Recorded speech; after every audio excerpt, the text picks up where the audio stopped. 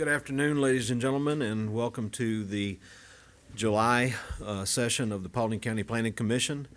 This time, I would ask if you have an audible device, anything that makes noise, turn it off or to silence so that it doesn't interrupt the proceedings.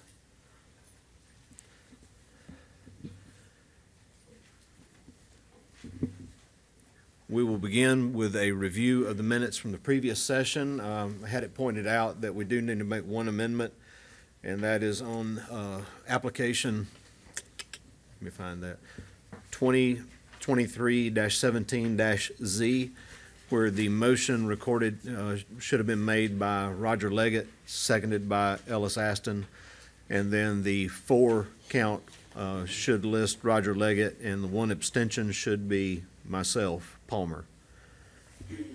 So with that in mind, are there any further concerns, edits, requested changes by the Planning Commission? So at this time, I will entertain a motion with regard to the minutes from the previous session of this body. Motion to approve with the amendment. I have a motion to approve by Mr. Aston with amendments. Second. I have a second from Mr. Steele. All in favor? Motion passes 5-0 and 1.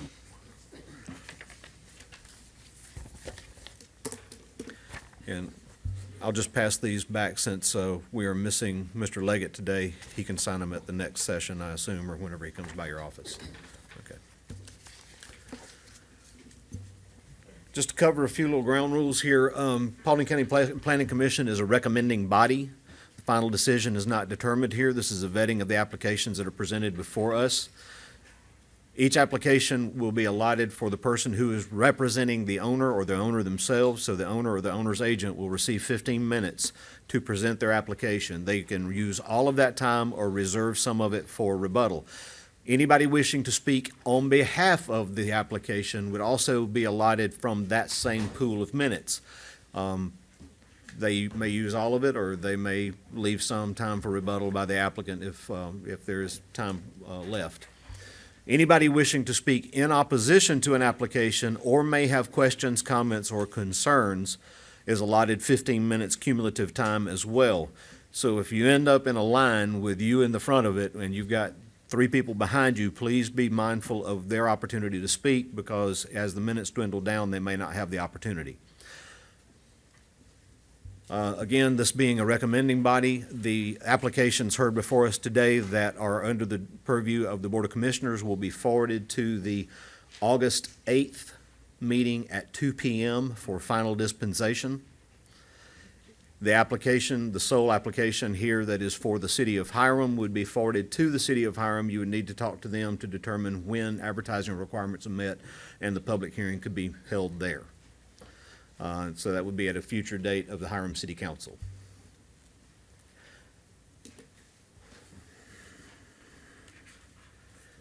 So applicant must be present for it to be presented to the Planning Commission, so the applicant or the applicant's agent must be present. Questions from the Planning Commission or from the Board of Commissioners do not count any of the time for that against either party speaking. So at this time, Mr. Robinson, have I omitted anything?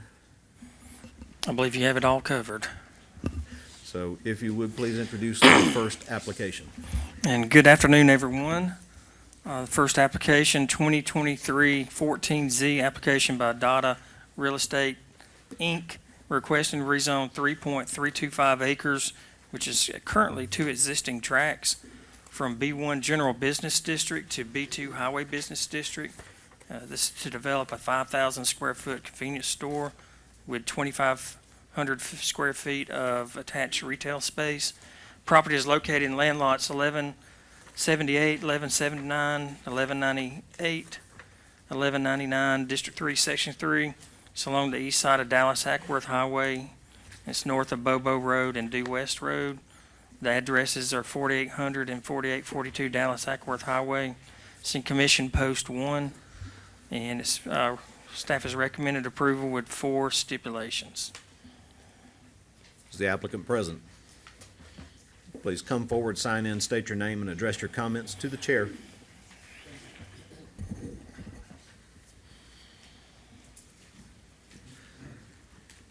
I'm going to pause for just a second. My display is, let me make sure it's just not turned off.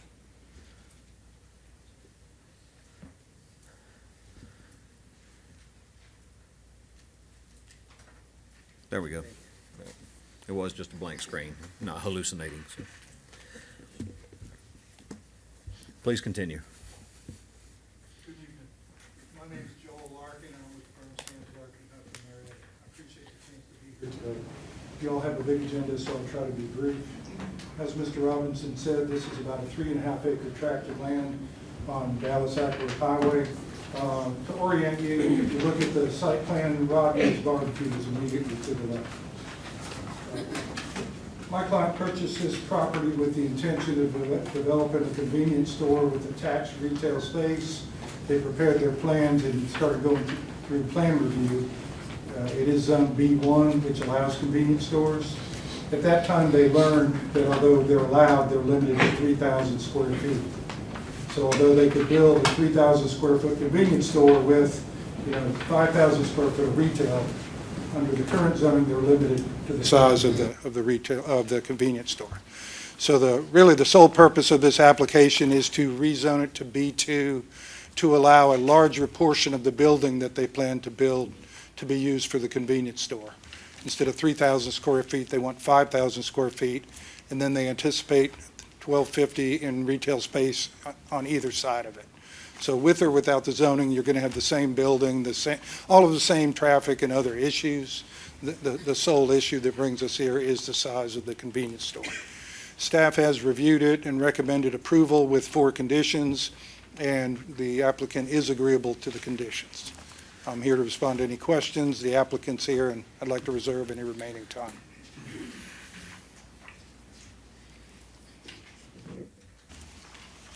Are there any questions to the applicant from the Planning Commission? Yeah, I'll go. I got a couple of questions. Sure. Mr. Larkin, so the one thing that sticks out to me as an engineer is the access points. You've got 2 of them. You got 2 right-in, right-outs. Do you have your engineer with you, or someone We who can don't, explain why? Well, we've met with the DOT, and they've already told us that they're not fond of those access points. Essentially, access is off that site plan right now to be determined based on meetings with the DOT. And one of the stipulations that they've requested is a requirement that that access point be a certain distance from the closest intersection, and that's going to push the access point either to the middle or to the far right of the site plan. Okay, and then you stated also, if the zoning is not obtained, they're going to build a store at 3,000 square feet. Is it the same layout for access? Would it be the same site layout, just a smaller store? Well, actually, I misspoke. I said they could. I don't know if they will Okay. build the 3,000 or not. But when the engineers initially laid that out, I'm sure they were looking to get the maximum circulation on the site. But as I said, we're back to the drawing board with where the access will be. Right, so for me, traveling the area as much as I do, both north and south of there, I just don't see how myself, my children, anybody else can make that left. So, I definitely would like to see a better access than that working with the DOT. We see the right-in, right-outs where it's used and people, illegally make left turns, and that just becomes dangerous. So that's one concern I have with it. Any other questions from the Planning Commission? If you do have comments or questions, please make sure that you're pushing the button so that the microphone picks up. No other questions from the Planning Commission? Board of Commissioners, any questions? Thank you, Mr. Larkin. You may take your seat. Thank you. Is there anyone else here that wishes to speak on behalf of this application? Is there anyone here that wishes to speak in opposition to this application or may have questions, comments, and concerns?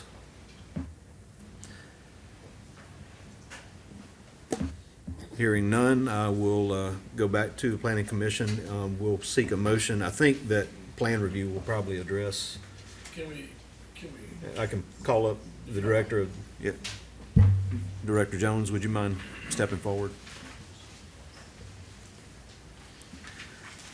Or you can set that, I didn't see the microphone in front of you if you would prefer. You spoke first, so. So quick question. in the staff comments, you have 5 bullet points, and they're all seem like they're addressing mostly access. So, I mean, are we going to be able to work this out to where it's not this? Have you had those conversations with their engineer?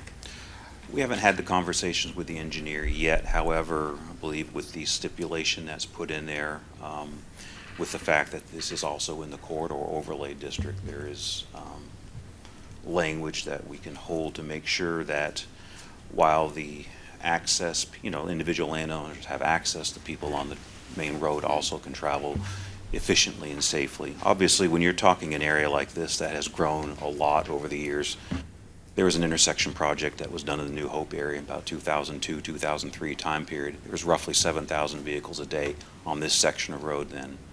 At this section now, we're talking about 14,000, and that was in 2021. We know it's gone up. Obviously, traffic efficiency and safety is an issue. In the current SPLOST that was just passed last year and basically started collecting funds this year in April, we have funding set aside for a New Hope improvement project. Obviously, these intersections, Bobo, East Paulding, Old Cartersville, due west. So we know that there, obviously there's traffic congestion here. So. And y'all have had conversation, according to the representative for the applicant, about this intersection, so. I mean, We haven't had any with the engineer yet. Okay. I believe the deputy director spoke with. Yeah, this just looks, I mean, that's a concern for me, the 2 decel lanes tying right into the, in your separation of your radiuses, where I read that too, of your, your 330 feet. So that's just what caught me. If you look under the staff comments, under the package, under advisory information, we talk about the right-in, right-outs. We don't feel they have enough geometric control to actually prohibit left-turning vehicles. Okay. There's that issue. So this is also- more than likely what we wouldn't see this as. No, sir, this is not something that we would recommend approving. Okay. Again, also, you think about these intersections, you got a road like this, which is a minor arterial. Minor arterial, basically is a lot of traveling people going through here. It's not simply a local road with a low 25-mile-per-hour speed limit. We're 40 miles per hour, during off-peak times. When it's peak times, obviously, it's more bumper to bumper.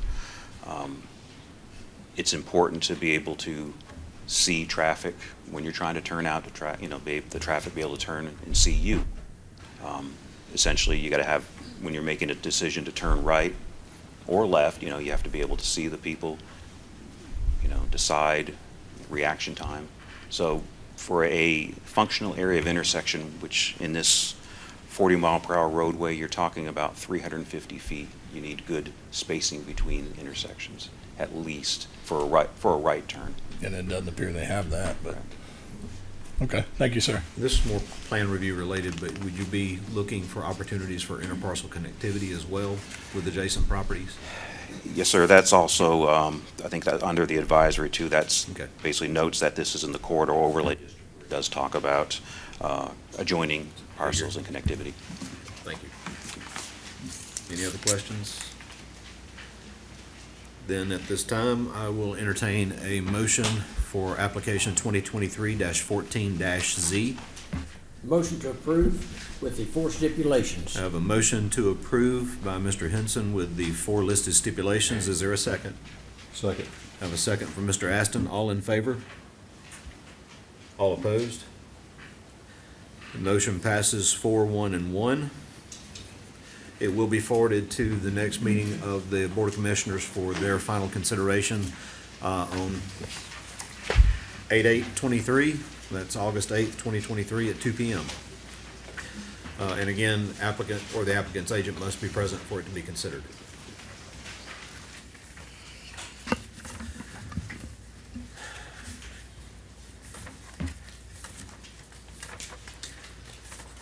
So, Mr. Robinson, if you would. Okay, next application, 2023-19Z, City of Hiram. Application by Terry J. Cole, requesting to rezone a tract of 1.5 acres and a portion of a tract of 0.36 acres from R2 Suburban Residential District and B1 General Business District to I1 Light Industrial District for the purposes of expanding an existing business with the construction of a 80 by 140 foot climate-controlled storage, self-storage facility. Property is located in land lot 754, District 2, Section 3.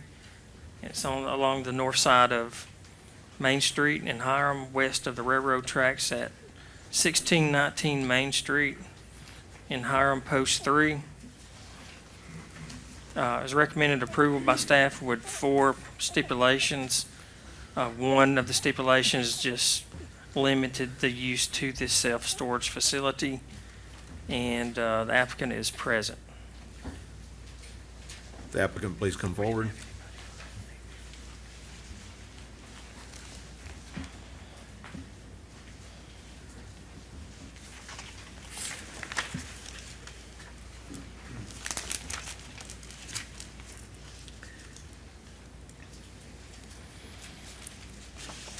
Thank you. My name is Joel Larkin. I'm with the law firm Sands, Larkin and Huff in Marietta. I'm pleased to represent the applicant on this application to rezone a tract in the city of Hiram. The applicant currently owns and operates All American Self-Storage at 519 Main Street, which is right up against the railroad tracks in the city of Hiram. There's a substantial vacant tract of land that sits to the left of his existing project with considerable grade. He acquired that property and proposes to use it to expand his existing facility by building a 2-story climate-controlled brick self-storage feature. Although it's 2 stories, there's grade on this property, so it would be 2 stories at the front, but then it would be built into the grade, so it would appear to be 1 story from the back and pretty much from the residential side. It tapers into the hill. Access would be from his existing project internally.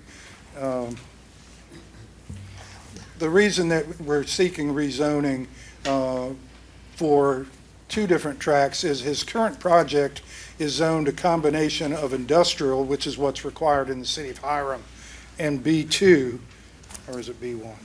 B1. We're not sure how that happened, but there's a triangle along the front that on the maps continues to be shown as B1. So this application takes both the vacant residential tract and that triangle and rezones them or requests to industrial for expansion of this existing facility. As you know, self-storage projects generate very little traffic, and this is proposed to be built in the hill with substantial space to the back and to the left side where residences are, to allow him to create buffering. We think it'll coexist well with the neighborhood. We have had conversations with the neighborhood, or the neighbor immediately to the left, and he is satisfied with the steps we're taking to protect him from any adverse impact. So we're, like I said, the applicant is here. He and I can respond to questions, and other than that, I reserve any time to respond to any opposition that there may be.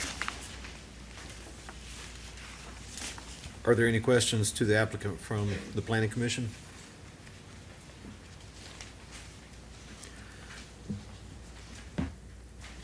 Board of Commissioners, any questions? I would point out that the site, although it's an existing use, even according to the staff analysis from the county, where you may have some discussion with the city of Hiram, would be that it would not be a conforming use under the comp plan for the city. So I think that's a conversation that probably needs to be had even after this meeting with the zoning administrator, with the city, and just to talk about what you're planning on doing to address that, because it's not only to the neighbor to the left, but you've got neighbors back behind you that go out in their backyard, and it might not be something that they... We look forward to that conversation. Mr. Robinson did add one of the conditions. He requested that we agree to abide by the corridor overlay, and we have tentatively, I'd say, agreed with that, just to get an understanding of exactly what he's looking for, and I think that's what's appropriate for the discussion with the city. Okay. I think what he was intending, we didn't get a chance to talk about it, is that the building materials and landscaping be suitable for the area that it's in. And we had proposed a brick building on all sides. I'm not sure if that complies with the overlay or not, or whether it requires a mixture of materials, but we look forward to talking with the city about that. All right. Mr. Larkin, Yes. Fitzgerald, has he spoken to his neighbors in reference to this project? Yes, ma'am. And they agreed? At least the neighbor to the left, we've had numerous conversations, and I think Mr. Cole spoke with him, was it this morning again or yesterday? You want to come on up? To add to the discussion, go ahead and sign in and state your name for the record, please. Hi, I'm the applicant, Terry Cole. We spoke with the neighbor immediate to the left. We've been friends with him for over 20 years. He's lived in, was born in the house and has lived there his whole life. We had an immediate discussion yesterday about the project, and he has no concerns. We talked about how we might plant Leland cypress between the two of us, and he said that he would like to have some involvement on what those look like. So, but we're friends with him. He comes over and chats and has coffee, and we're good neighbors. I understand. Is there another question from the planning commission? Okay. Thank you for your time. Thank you. Is there anyone else here that would wish to speak on behalf of this application? Hearing none, is there anyone here wishing to speak in opposition to this application or may have questions, comments, or concerns? Hearing none, I will entertain a motion with regard to application 2023-19-Z for the city of Hiram.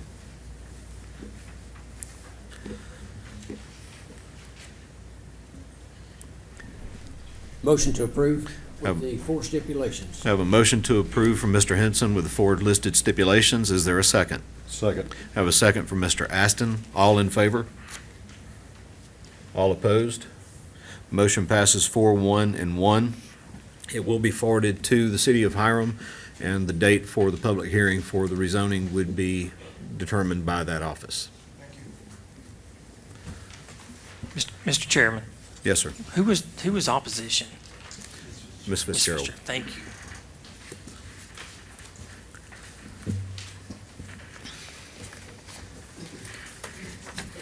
Do you want site plan or map? Site plan.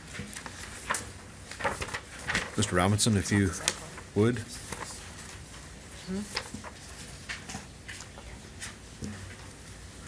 Hold on.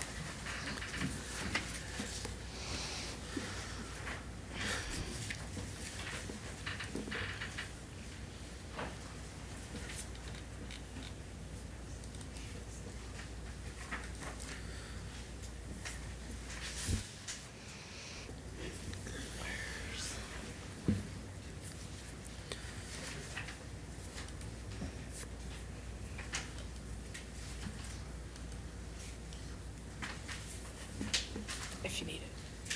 Hold on. Let's just get it.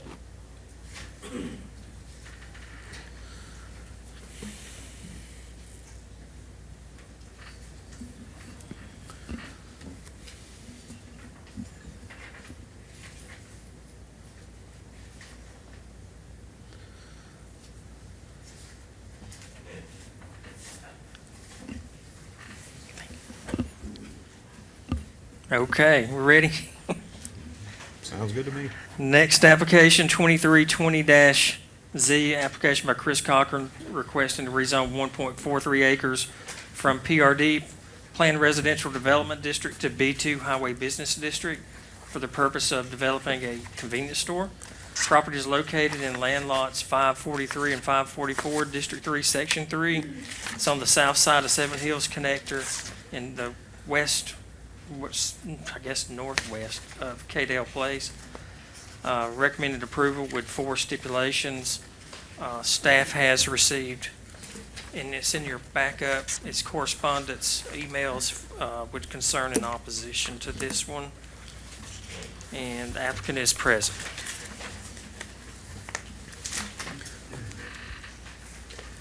If you would, please sign in, state your name, and address your comments to the chair.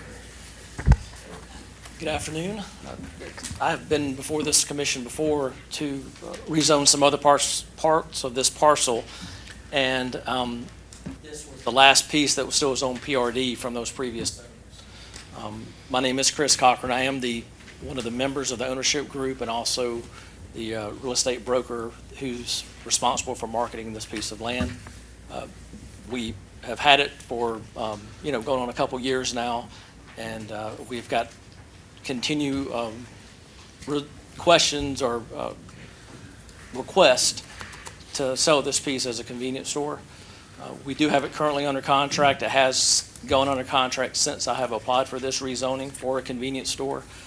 But we are not the developer of this land. It is for sale under contract. This is a conceptual plan that we have brought forward for this rezoning. But we feel, based off what the demand has been from the real estate side, that this is the highest and best use for this piece of land, since we can't use it for PRD, obviously. All right. And you're familiar with the four listed stipulations Yes. that were given by the staff? Yes, we are in agreement to the stipulations. Would like, on number 4, if possible, to just have that something we could work with the county on as well, like it is number 2, just not to commit to that without working with the other property owners and with the staff to try to work that out in case it may happen a different way, instead of making it just a stipulation on the zoning. We're not against the theory of it, we just like for it to have a little bit more flexibility to be able to work through that process. I will notate that and see where it goes. Is there any questions to the applicant from the planning commission? Yeah, the same concern, Mr. Cochran, as the first one. I mean, you've got decel down into a right in, right out. But I think the difference is you have this is divided It is median divided. across from it. Yes, So you have a second entrance coming out on the Cadell's place. correct. Who else is it? There's multiple properties on Cadell, or the way you said that about number 4 would be kind of your concern was something about that street. Right. So what's the concern? Well, that if we need to work with them to have different access for the right-of-ways, we could have that ability to do that. Okay, so you got to come out on both Seven Hills Connector and on Cadell. So That is the conceptual, yes. okay.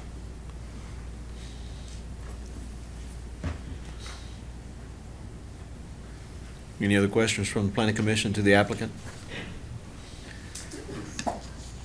Board of Commissioners, any questions? I have a question. This is right in a neighborhood.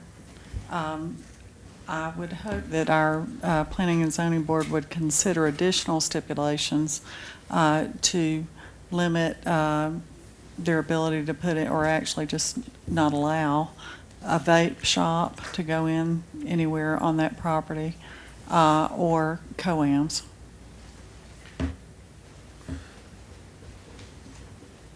Which is the coin-operated amusement machines, just as a reminder. Also known as ding-ding machines. Right. Any other questions from the Board of Commissioners?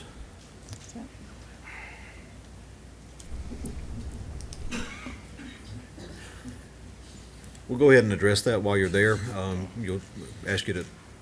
Once you do that, I'll ask if there's anybody else wishing to speak on behalf of it, and we'll get to the rest of it. But there is a proposed stipulation by Ms. Galloway to restrict co-ams and vape shops from being able to locate that location. Is that something? Well, like I said earlier, I'm not actually the one developing this piece. I mean, obviously, as the seller and the one marketing the property, I would prefer not to have such stipulations to limit me from selling it. But I can't really comment other than I'm not the one building it or reoperating it. But I would ask that it not be on there just to keep me from selling the property. Okay. We will take that then under advisement.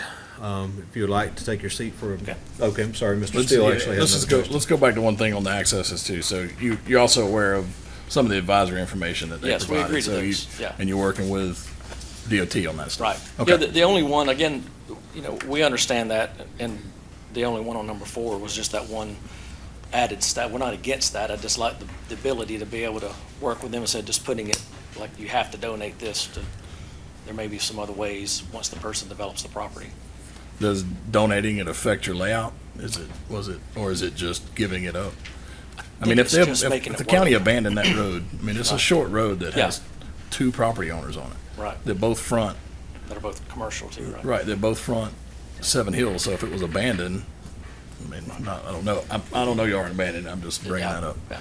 So, that seems like that's why you're asking. Right. Okay. Any other questions to the applicant? Thank you. Thank you. Is there anyone else here wishing to speak on behalf of the application? On behalf of? Please come forward if you want to speak for it.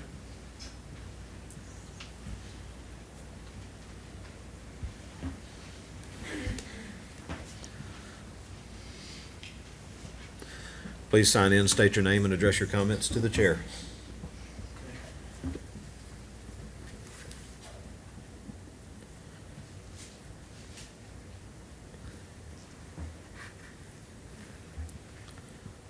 I just have a list of probably 5 questions. Now, these are concerns that you have and questions about it? Yes, sir. Okay, I'm still in the speaking on behalf of the applicant. In other words, you're Oh. for the change. No.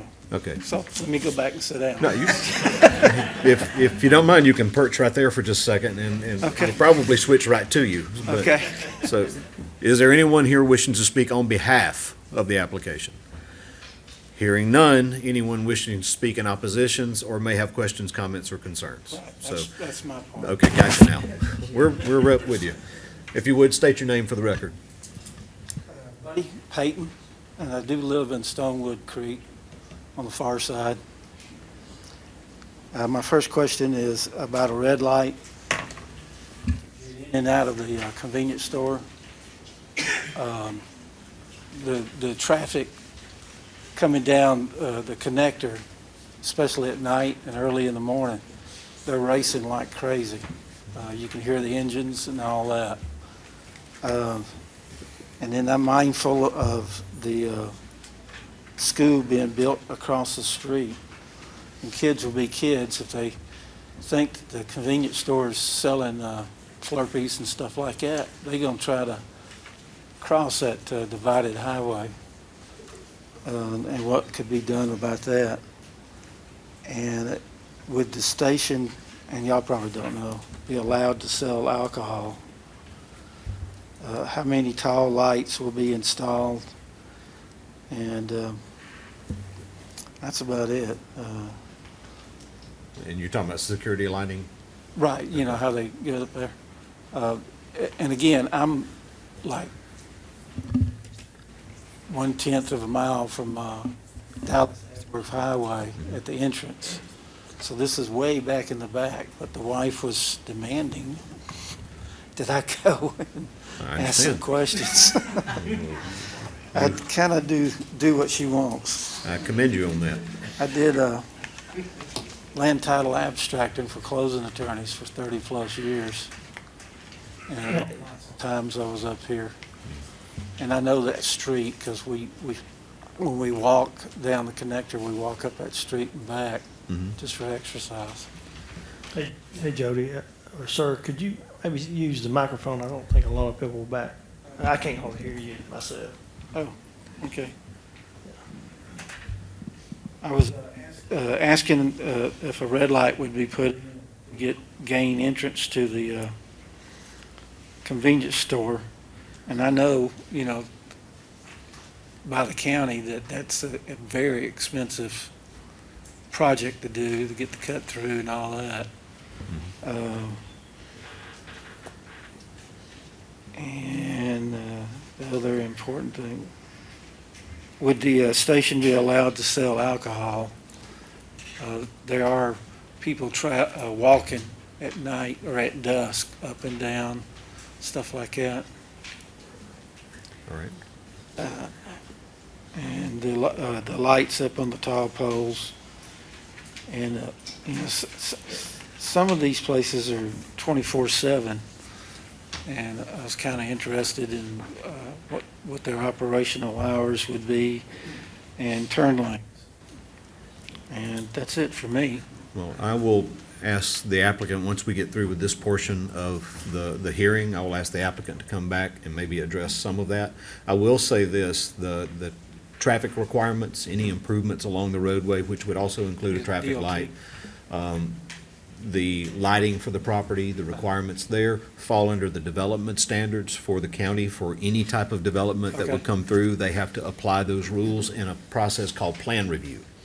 That is not part of this process. This process is determining whether or not the proposed use in general is acceptable for the location based on the comp plan, the future land use map, health and welfare of the community, as well as other standards. Okay. So, good questions. We will make sure they are passed along. We'll ask the applicant to address what he can of those. Okay. And we'll ask the next person to come up, but I didn't want to cut you short. You said you were done? I'm done. Okay. Is there anyone else here wishing to speak in opposition or may have questions, comments, or concerns regarding this application? Please come forward, sign in, state your name, and address your comments to the chair. While you're doing that, I will take a moment to put into the record that we did receive some emailed comments provided by Ms. Wilson from the Paulding County Community Development Office to us. It is part of our package of some people who have registered their objections to the rezoning as well. Mentioning traffic volumes along the road, whether or not it would be a safety issue.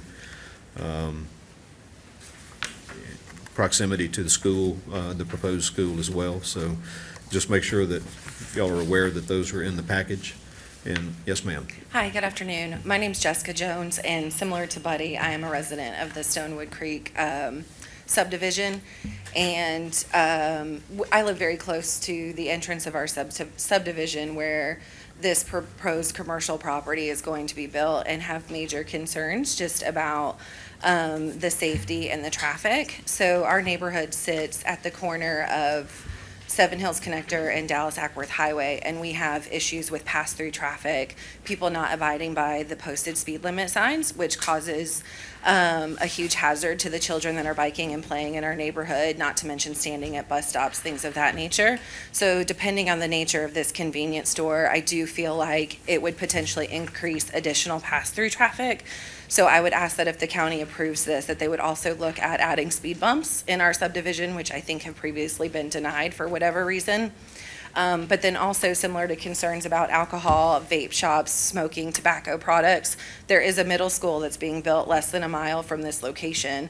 And I think most of us in this room understand that that age is most impressionable when it comes to the use of tobacco, alcohol, and vaping products. So in terms of environmental and health safety, there is a natural creek that runs through these property areas.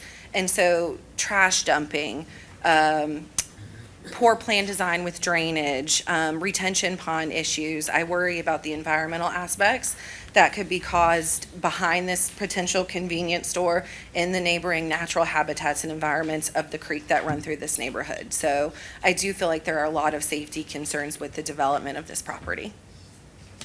I did Thank you. email as well. Okay. Thank you. Sure. I have a question. You mentioned you wanted speed bumps in your subdivision. Is that correct? Did I understand that? It's something that's been discussed on our HOA, but they said the county was responsible for something like that. Correct. Okay. I'll say, excuse me, I didn't mean correct, but I'll consider that, you know. Well, I think too, I mean, it's not about this particular case, but because our neighborhood has become a pass-through to avoid that traffic light, it would be something that would increase safety overall, whether this project was approved or not. Thank you very much. Thank you. Is there anyone else that wishes to speak in opposition? Questions, comments, or concerns? Please come forward, sign in, state your name, and address your comments to the chair.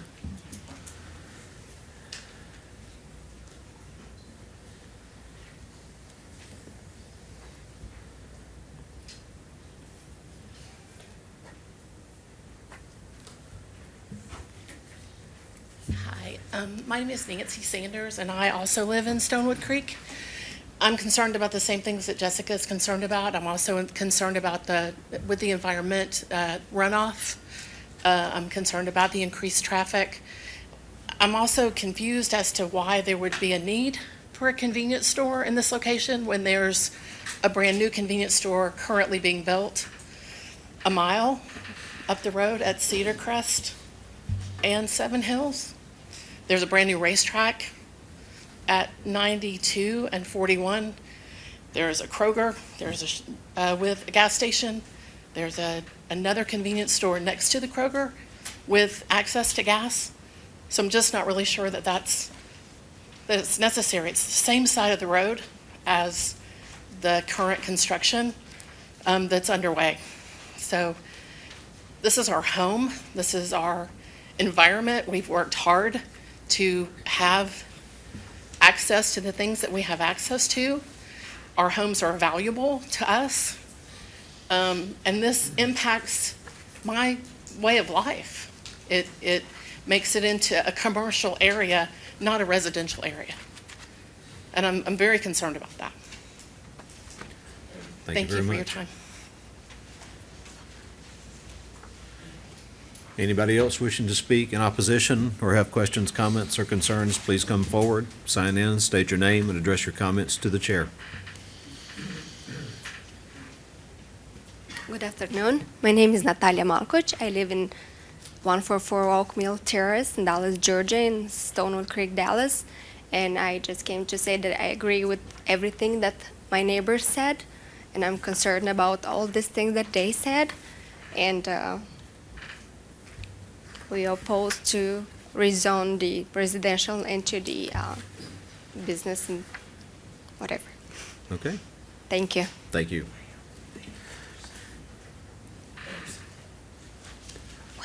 There's a sign-in sheet to the right there.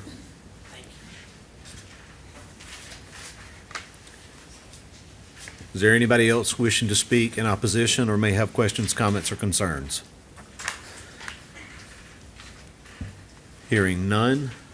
Mr. Steele, do you have a question? I got a couple of questions. Did you want the applicant back forward? No, question for council, if I can ask. So, several of them all said the same thing. And then we've talked about vapes and coin ops also, but alcohol, coin ops, vapes, are they all state controlled, state mandated? What can be done with them? Can we? They all have. Just to clarify that, because everybody brings up the same thing, that alcohol sales, I don't know that we can say there can't be alcohol sales. There is, as to COAM, coin-operated amusement machines, there is state regulation. All right. A county has the ability to regulate it at the local level. Paulding County has not yet regulated COAMs. As to alcohol, there is state-level regulation, and there is also existing Paulding County level regulation on all types of alcohol licenses, including sales from a convenience store, various types. And then vapes was the other one that was brought up. Vapes, I do not believe there is existing vape regulation other than some age limitations, but I'd have to double check that. Okay. And then the other, just for Mr. Robinson, it does meet the 2022 comprehensive plan? That's correct. It And is on an employment corridor, and that's anticipating commercial uses in that area, and there's been significant commercial development on the north side across the. And the current zoning is PRD, which no longer is available, and if it were. That was a remnant piece from the PRD development that happened when the Seven Hills Connector. Right, so there's nothing they really can do under that zoning that they currently have. That's They would correct. have to go to some type of zoning other than PRD to do anything, really. That's correct. Okay. I just want to clarify a couple of things. Okay. Any other questions to staff from the Planning Commission? Mr. Cochran, would you please come back forward? You had some minutes remaining if you would like to address any of the concerns that you heard, and then I will begin asking you questions. Well, I would just have the same comment I had earlier, was that we would ask that no restrictions be put on the zoning for the fact that I am trying to market the property. Now, the red light concern that the first gentleman mentioned, I just don't see with a median cut there how that's even a practical. I would ask that not be on part of the stipulations, obviously, but I don't even see how you could do it. There is no median cut, so there's no way to go left into this property. And it's the same thing, you're seeing an intersection across the street, that's our other development, that's a right in, right out as well. There's no way to go back and forth from those developments. It'll- Anything further? No, that was the Okay. only comment outside of just they wanted to put stipulations on the Well, use of the building. And I don't. The site plan you show, you've already said is a conceptualized. That's conceptual site plan, Which right. is only done for the purposes of showing the potential for Yeah, like- rezoning. We mentioned earlier, this is zone PRD, so I can't do anything with this land as it sits today zoning wise. So we are trying to zone it commercial, like it is across the street, the rest of the development we did. And this is the highest and best use that we've determined. I know a lot of people comment about why do we need it, but there are plenty of people who are wanting to purchase it for this use. Okay. And then your number 4 stipulation, we didn't really get any clarity to where what you had said in the very beginning. So, I mean, if we can go to Mr. Jones and ask that question and see if y'all can clarify that, because if it sticks this way, then it's a stipulation. That's correct. Well, I was We gonna were ask- only asking that we have the ability to work with staff on that, or surrounding property owners to work out the. As it's been included Specifics. as a staff recommended stipulation, I was going to come back and ask, to your point, you know, it says a 60-foot right, to accommodate a 60-foot right-of-way, which would be 30 feet from the center line. So I don't know that the county was insinuating that the balance of from the 40-foot right-of-way would be the 20-foot to make it a 60-foot as far as going in. So is 10 feet the issue? Well, I don't know what the issue is. That's why I didn't want to stipulate in the zoning so we could work it out. Would you provide some Or clarification Someone on could work it that? out during plan review.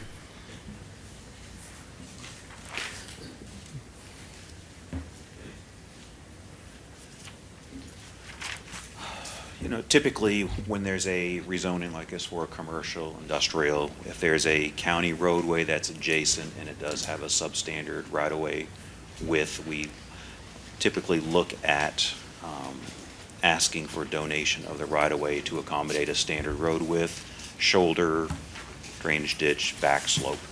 Again, this site is not developed right now. Depending on if it's developed or how it's developed, it may not need 60, but again, not knowing, this is the standard right-of-way we typically ask for on a uncurbed county roadway. But you stipulated as 30 feet from center line, and current right-of-way shows approximately 40 feet, assuming it's centered in the road, centered in the right-of-way. So it would just be an additional 10 feet. That's correct. It wouldn't be an additional 20 feet, it would be 10 on either side. Can this be determined in plan review? I mean, this right now is shown as a stipulation. Again, we can reword it to work with the county. I think we had another stipulation that's coming up later on. We used the word work with again. We're just looking at basically trying to fit the standard roadway template through here.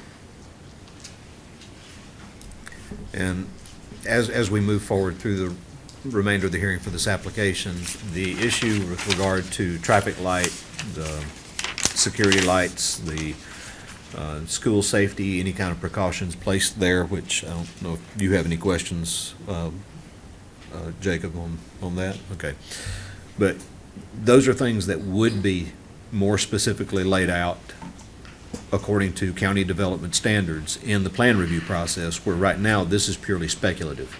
That's correct, yeah. This is just obviously the zoning of the property. When it comes to the actual development, the building of a building, the site itself, you would look at the development regulations the county has, which is the standards for building based on what you're building, the speeds of the adjacent roads, et cetera.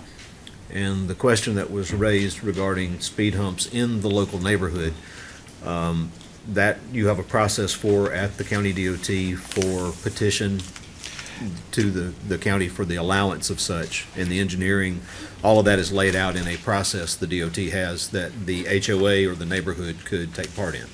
That is correct. The county has a traffic calming policy, and that basically lays out the steps where a subdivision would obtain traffic calming devices such as speed humps, speed tables, providing certain criteria met in terms of, road has to be 25 miles per hour. What's the 85th percentile speed? Do people who are adjacent to those areas, do they want it to? So there's a process that has to go through and then determine whether it's warranted or not. Okay. there any questions to the director for the DOT from the Planning Commission? James, any? 10 feet. Thank you. Now, with regard to the question on environmental concerns, I think it was stated that there was a creek nearby, but that was one person who mentioned it, another one echoed those concerns as well. Again, that is something that would be addressed at plan review with requirements put in place prior to construction to ensure that there is no illicit discharge from the property into the stream banks or the shedding of mud or any other type of material where it shouldn't be. It should be self-contained to the property. Mr. Robinson, is that something that you could address? Or confirm? I would confirm that all is reviewed in plan review. Not exactly sure which creek we're talking about, but if it's within 200 feet, it would definitely be looked at. And there is a reporting process with the county if there should, Oh, if somebody yes, should there is a witness reporting discharge for notifying the county, and then actions will be taken at that point, right? Yes. Mr. Robinson, also, staff does recommend approval. Is that correct? We did recommend approval. And one thing, it is a corridor overlay, which would limit the lighting to box or shielded lighting with a maximum height of 30 feet. Because it's in corridor overlay, you're trying to keep ambient lighting from becoming an issue to the neighboring community because of those standards. That's correct. Okay. Any other comments you'd like to make, Mr. Cochran? Yes. Any questions to Mr. Cochran from the Planning Commission? Board of Commissioners? Hearing none, then, I will entertain a motion with regard to application 2023-20-Z. If you would, keep in mind, there are 4 listed stipulations. There was a request to add a 5th to not allow vape or coams. There was also a request on the part of the applicant to change the 4th stipulation to be determined at plan review. Further discussion was it would be 10 feet of right-of-way donation at most. You could stipulate that as you will. I think that there was also a request not to allow alcohol sales by some of the commenters, so or tobacco for that matter. So I will leave that to you to make the motion. I make a motion to approve with the 4 listed stipulation as is. I have a motion to approve from Mr. Steele with the 4 listed stipulations. No add-ons. With no further add-ons, is there a second? I have a second from Mr. Henson. All in favor? All opposed? Motion passes 5-0 and 1. So again, this will be forwarded to the Board of Commissioners meeting on August 8th at 2 p.m. Applicant must be present for it to be considered.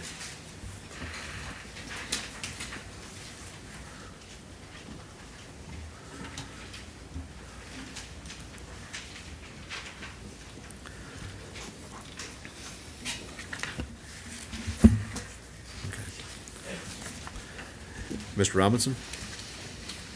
Okay. Next application, 2023-21Z, application by Dane Clyde Snelling and Cynthia Louise Bailey, trustees, rezoning, requesting to rezone 1 acre from A1 Agricultural District to R2 Suburban Residential District for the purpose of gifting to a family member.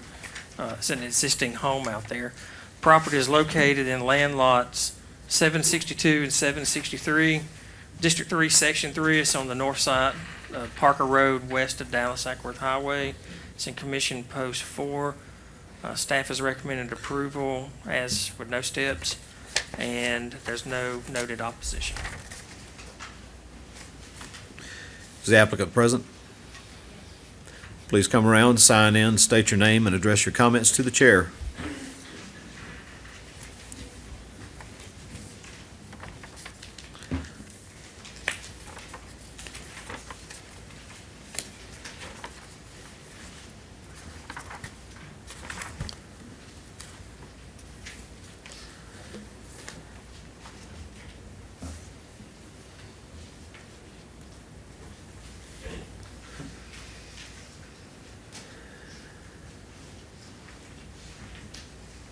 Hi, I'm Cynthia Bailey.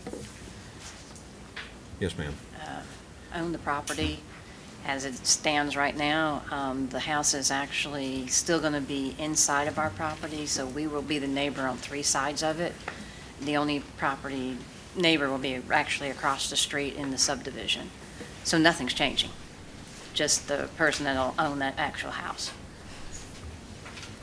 Thank you very much. Is there any questions for the applicant? Yeah, probably to help clarify, is it one big tract currently and you're cutting out Yes. the 1 acre to go around the house? Yeah, we've got 19 acres currently, and we're Okay. cutting 1 acre out of So it. it'll be a new- yep. And we're changing from agriculture because we didn't want to put 5 acres with it. That's correct. Yeah, because for art, yeah. So what you're going to, only requires a half an acre, so you're Right. good.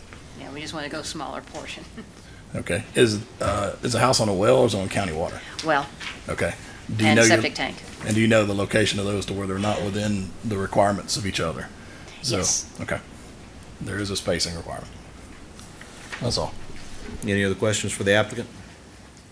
Board of Commissioners? Thank you very much, Ms. Bailey. Is there anybody else here wishing to speak on behalf of this application? Is there anybody here wishing to speak in opposition or may have questions, comments, or concerns? This time then, I will entertain a motion for application 2023-21-Z. I'll make a motion to approve. I have a motion to approve from Mr. Steele. Second. I have a second from Ms. Fitzgerald. All in favor? Motion passes 5-0 and 1. Again, it will be forwarded to the meeting at the August 8th Paulding County Board of Commissioners meeting at 2 p.m. The applicant must be present for it to be considered.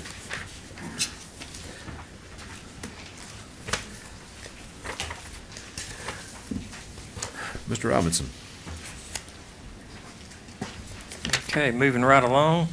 Next application is 2023-22Z, application by Sammy Bahami and Sabine Bahami, requesting to rezone 1.46 acres from B1 Highway Business District to Neighborhood Business District for the purpose of, to develop a small retail convenience center with gasoline dispensing facility. Property is located in land lot 101, District 1, Section 3. The proposed site address is 4281 Ridge Road. That is on the north side of Ridge Road and the east side of Vaughn Road. Staff has recommended approval with 6 stipulations, and we have had correspondence with opposition to this application, which you have in your backup material.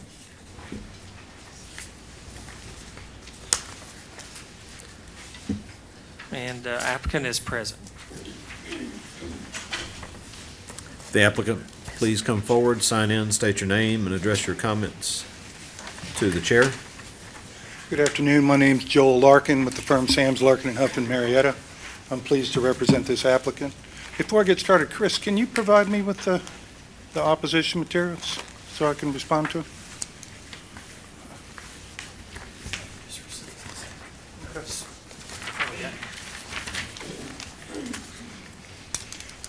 All right, the applicant is a family limited liability company. The Bahami family owns it, and they currently, and for the past almost 20 years, have operated a convenience store at the intersection of East Paulding Drive and Highway 92. Chairman, you probably drive by it every day, and hopefully you're a customer. Unfortunately for them, with the Highway 92 road widening project, the DOT has contacted them and indicated that they're taking substantial right-of-way that's going to result in them having to close that store. So they set about looking for a replacement location, and they identified this subject property. A number of you on the board are probably familiar with this property. It was rezoned within the past 5 years by a gentleman who wanted to put in a pine straw business. And it was actually zoned B2 at that time, with some stipulations on it. My client has purchased the property, and rather than the very intensive pine straw business, he proposes to do a small neighborhood convenience store. He has submitted a site plan for that purpose. It complies in all respects, except he is requesting one variance on the eastern side to allow him to intrude into the 25-foot buffer for the purpose of designing and installing a detention feature, and he would be submitting to staff as part of plan review a landscaping plan to be incorporated as a part of that, so that it would effectively serve as a buffer for all purposes once the detention facility is installed. If you give me just a second to...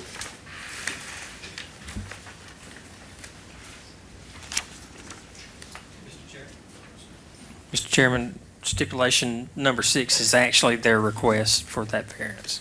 Okay.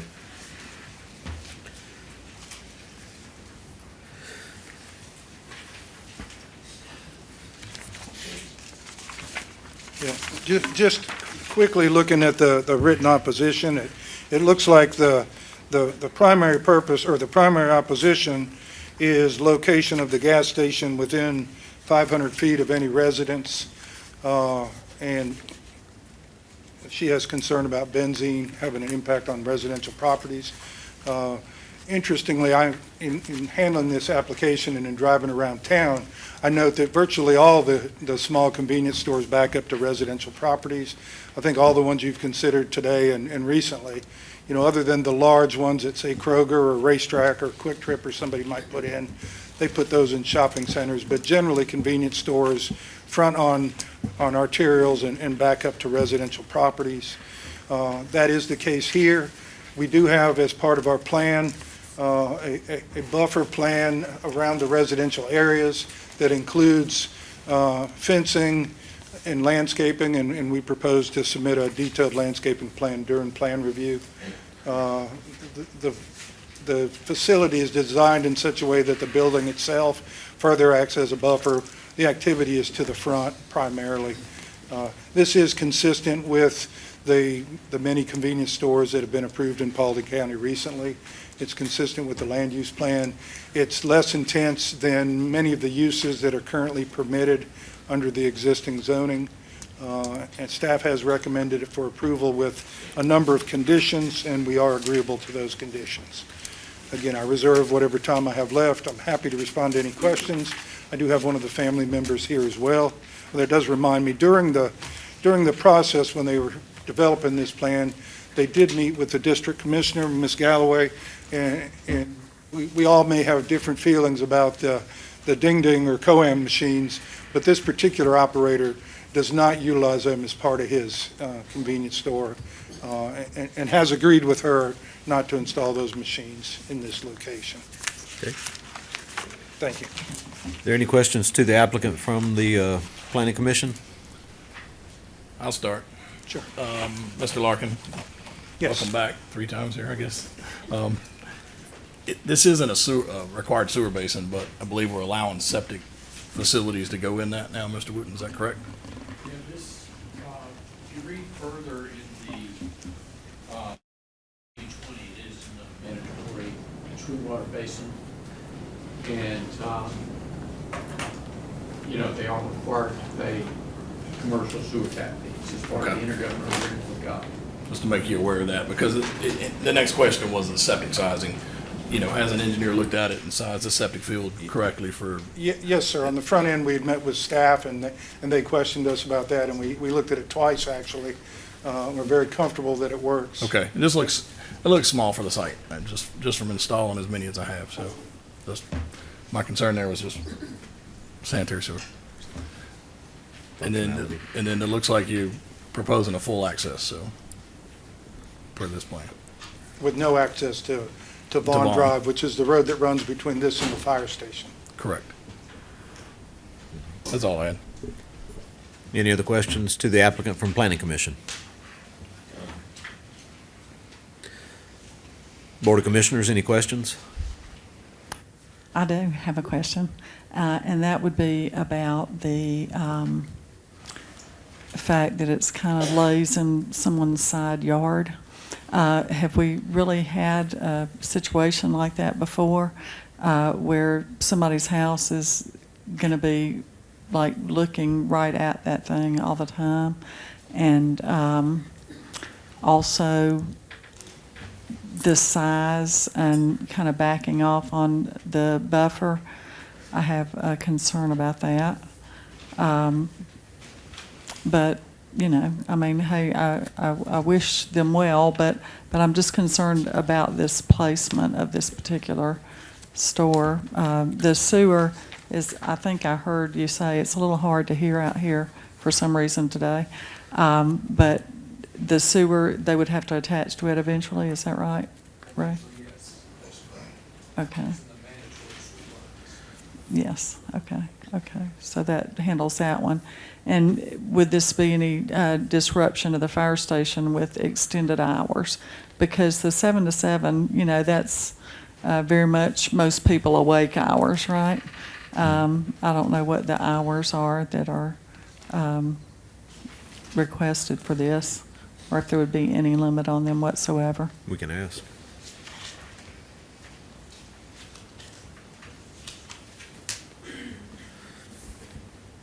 All right. Any other questions from the Board of Commissioners? Then I will come back to you. Okay. Did you have another, Mr. Steele? Well, a question about the variance request on the 25-foot buffer along the eastern property. So they're asking to reduce the buffer distance, or can we explain that one one more time, Mr. Robinson? To encroach on the buffer. Along the eastern property line, they are showing a proposed detention pond, and that detention pond will go into the 25-foot required buffer. But And they were asking to reduce the buffer by 10 feet to allow that pond to go into that buffer. So have we not been allowed to build detention facilities in buffers before? Some have happened, but it's not, they're prohibited from going in there. But if you build it and then you plan it back, I mean, that'll be something that comes up with, during plan review with the engineering staff. Eventually, a detention pond will have vegetation. Yeah, I mean, we typically don't plan in detention ponds. We try not to. There's a approach that they use now where they actually use natural vegetation to promote a rain garden or something as far as another. I'm not saying I agree with it or disagree with it, it's just allowable under EPD standards. Yeah, we do water quality stuff, but to have something that's water quality but also act as a buffer to where it's a site, a visible buffer to do as what a buffer is, from what, like Ms. Galloway is saying, to be able to see it. I mean, if they're buffering it to where you don't see the gas station from the east, you don't want that kind of growth in your detention facilities, and I don't think the DOT wants to maintain that.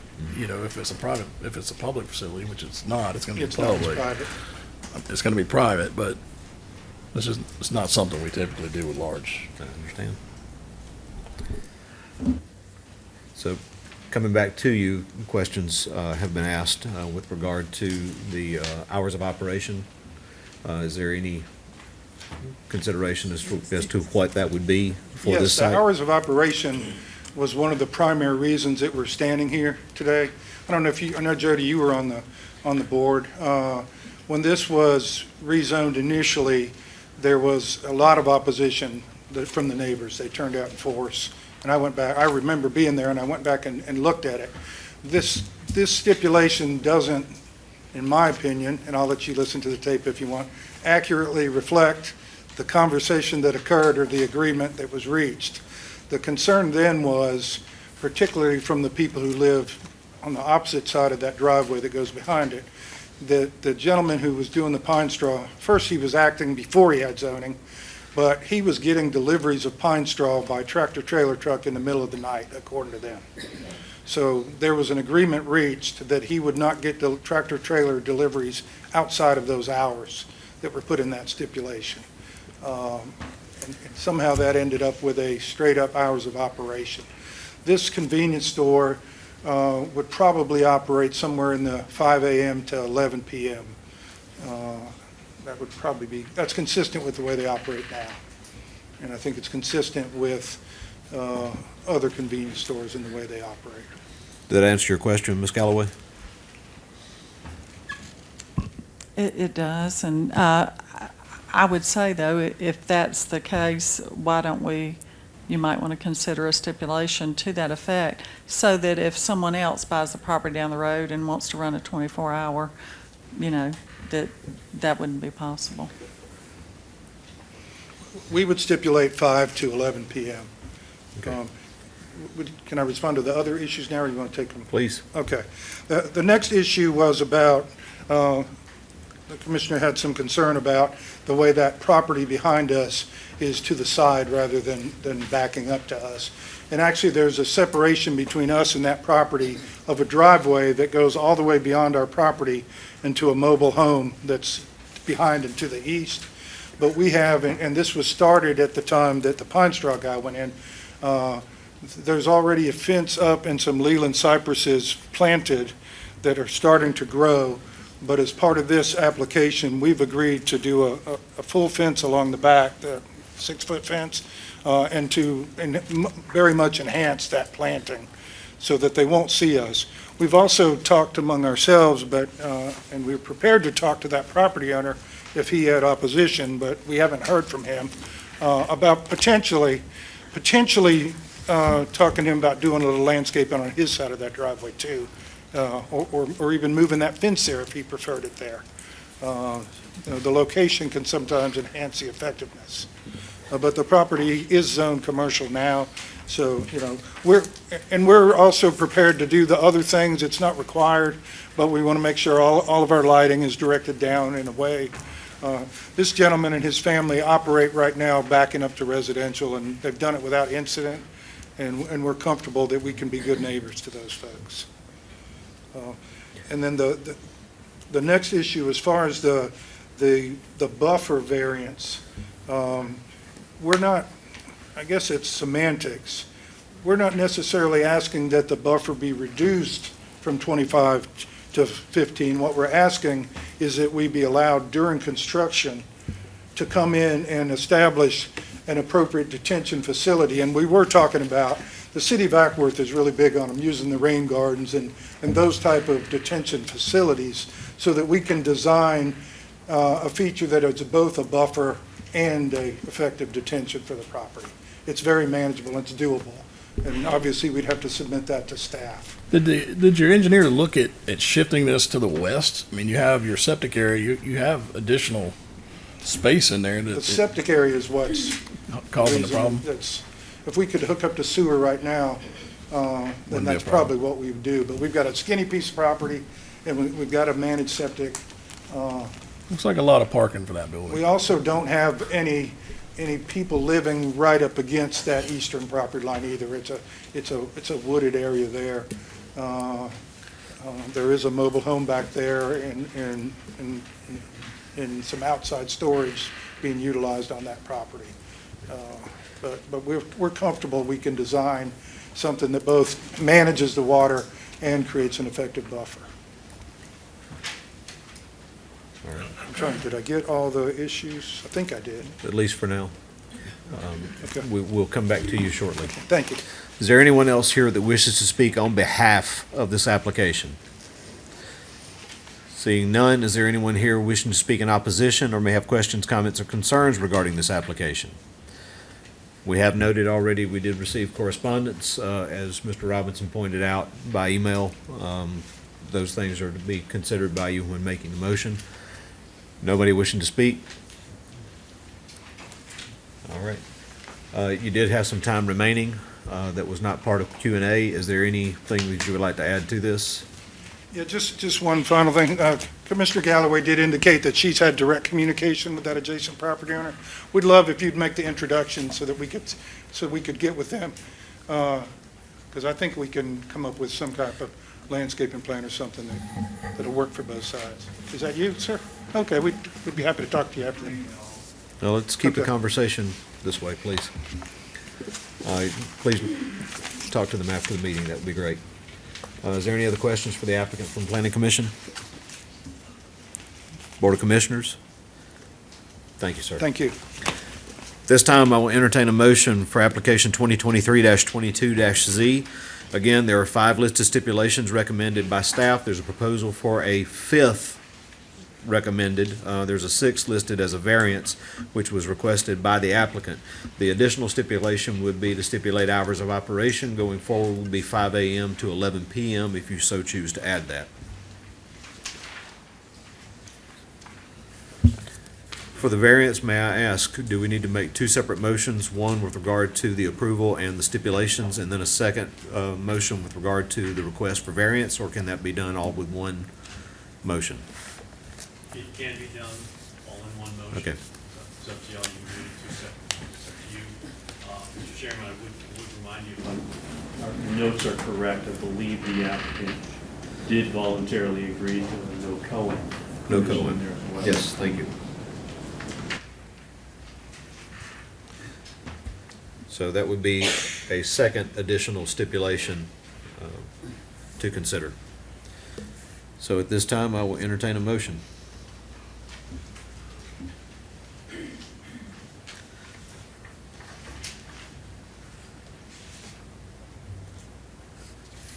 I am requesting action be taken. I make a motion to approve with the listed 6 stipulations, adding the 7th stipulation, hours of operation 5 a.m. to 11 p.m., with the 8th stipulation of no co-op machines per owner. I'll second that. Let me make sure I got that right. So I have a motion for Mr. Steele with the 6 listed stipulations, that includes the variance. Correct. And then 2 added stipulations, the 7th being 5 a.m. to 11 p.m. hours of operation, and the 8th being no co-am machines. Or did I Correct. reverse those? That's correct. That's correct. And I have a second from Mr. Aston. All in favor? Any opposed? Motion passes 5-0 and 1. Yes. Have a motion to take a break. Second. Aston, Steele, all in favor? 5 minutes.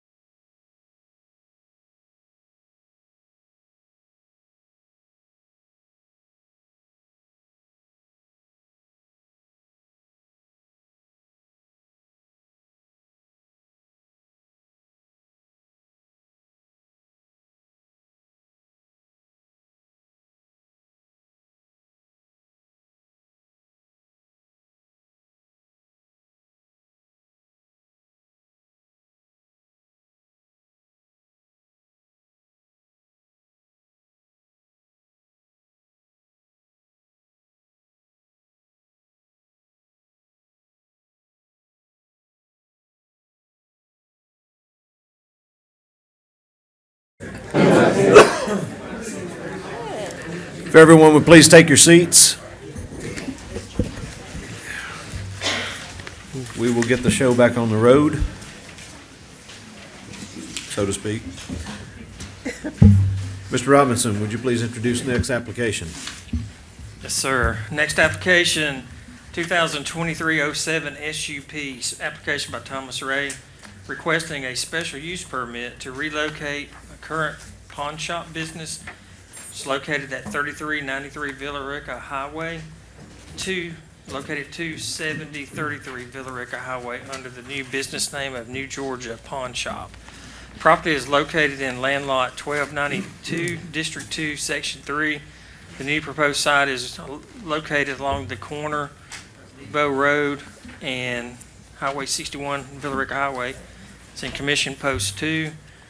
Staff has recommended approval with four stipulations, and then there was a variance request on a proposed building to reduce the buffer variance or buffer and setback from 40 feet to, actually, excuse me, it would be to reduce the building line for the building from 40 feet to 30 feet. The rear building setback line, right? Yes. Okay, so what's word, okay. Is the applicant present? Also, it has been requested, at least on my part, to speak louder, so that everybody in the room can be heard, can hear you. So if you would, please make sure you're utilizing your mics and leaning into them. Mr. Chairman, we've noted no opposition. Thank you.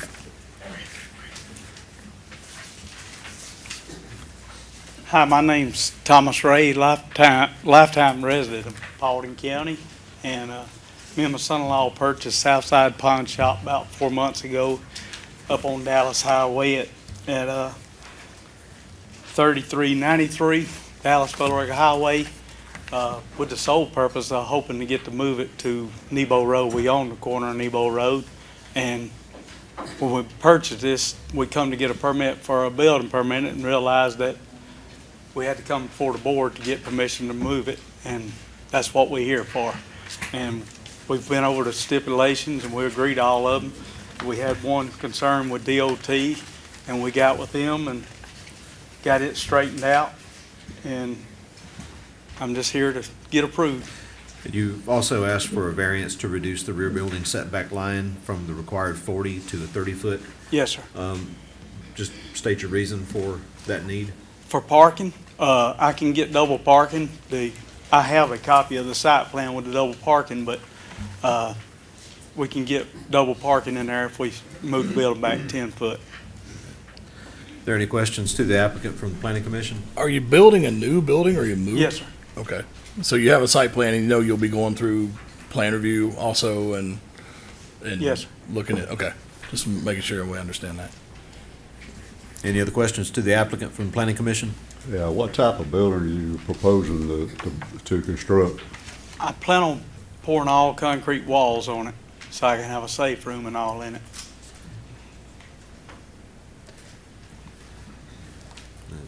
Yeah, I suppose you'll have firearms, so you'll have to have a way to secure those when you're away, is that correct? Yes, sir. What kind of facial are you gonna put on the board, on the building? Well, I'm submitting stucco, but whatever the planning zoning requires. I believe it falls under corridor overlay district, which will require a masonry facade, and they do have requirements as far as texture. That's correct, and we'll work with Mr. Ray. That it meets the corridor overlay standards. He'll have to do some landscaping also. So all that can be addressed through plan review? Yes, sir. Any other questions from planning commission? Yeah, what's the proposed access out onto 61 Nebo or Jack Yes, Weldon? 61 and at the entrance that's there now. The existing entrance, okay. Yes, sir. Mr. Henson, did you have a question? Okay. Any other questions from planning commission? Board of Commissioners, any questions? Thank you, Mr. Ray. Thank you. Is there anybody here anybody else that would wish to speak on behalf of this application? Is there anyone here that wishes to speak in opposition to this application or may have questions, comments, or concerns? Hearing none at this time, I will entertain a motion with regard to 2023-07-SUP. Again, there are 4 listed stipulations from staff. There is a requested variance, which will be the 5th stipulation if you choose to grant it. I make a motion to approve the 4 stipulations plus the number 5, the variance. I have a motion to approve from Mr. Aston with the 4 staff recommended stipulations and the variance request number 5 stipulation. Do I have a second? Second. Have a second from Mr. Wicks. All in favor? Motion passes 5-0 and 1. All opposed? There is none. Motion passes 5-0 and 1. Again, it will be forwarded to the Board of Commissioners meeting on August 8th at 2 p.m. You do need to be present for it to be considered.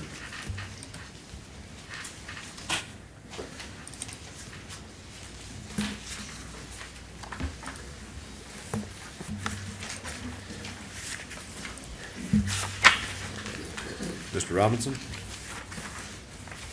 Okay, our final application today is 2023-15Z, application by Elite Engineering, Jonathan Jones, requesting to rezone 2 parcels totaling 9.265 acres from R2 Suburban Residential District to B2 Highway Business District to develop a convenience store with gas pumps. Property is located in the land lot 980, District 3, Section 3, at the corner of Fry Road and Dallas-Ackworth Highway. The address to the property is 6467 and 6525 Dallas-Ackworth Highway. It's in Commission Post 4. Staff has recommended approval with 10 stipulations.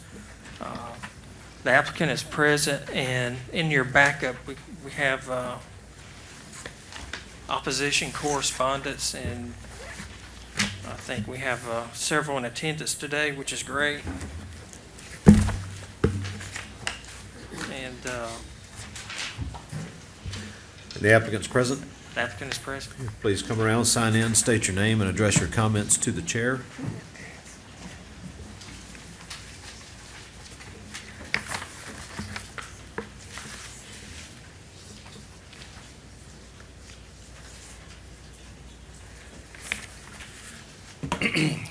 Good afternoon, Planning Commission, Board of Commissioners, staff and public. My name is Jonathan Jones. I'm with Elite Engineering. I am here representing the proposed rezoning of a little bit more than 9 acres of land. It's located at the intersection of Dallas-Ackworth Highway and Fry Road. The property is currently zoned R2, and it should be noted that any of the property bounds that abuts residential will be required to adhere to a 40-foot undisturbed buffer.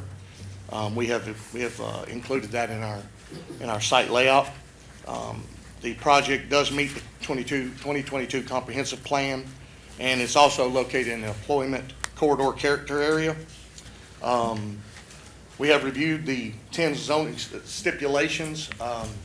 It seems that number 7 defines that during plan review process, the location of the entrances for Fry Road and Dallas-Ackworth Highway would be determined.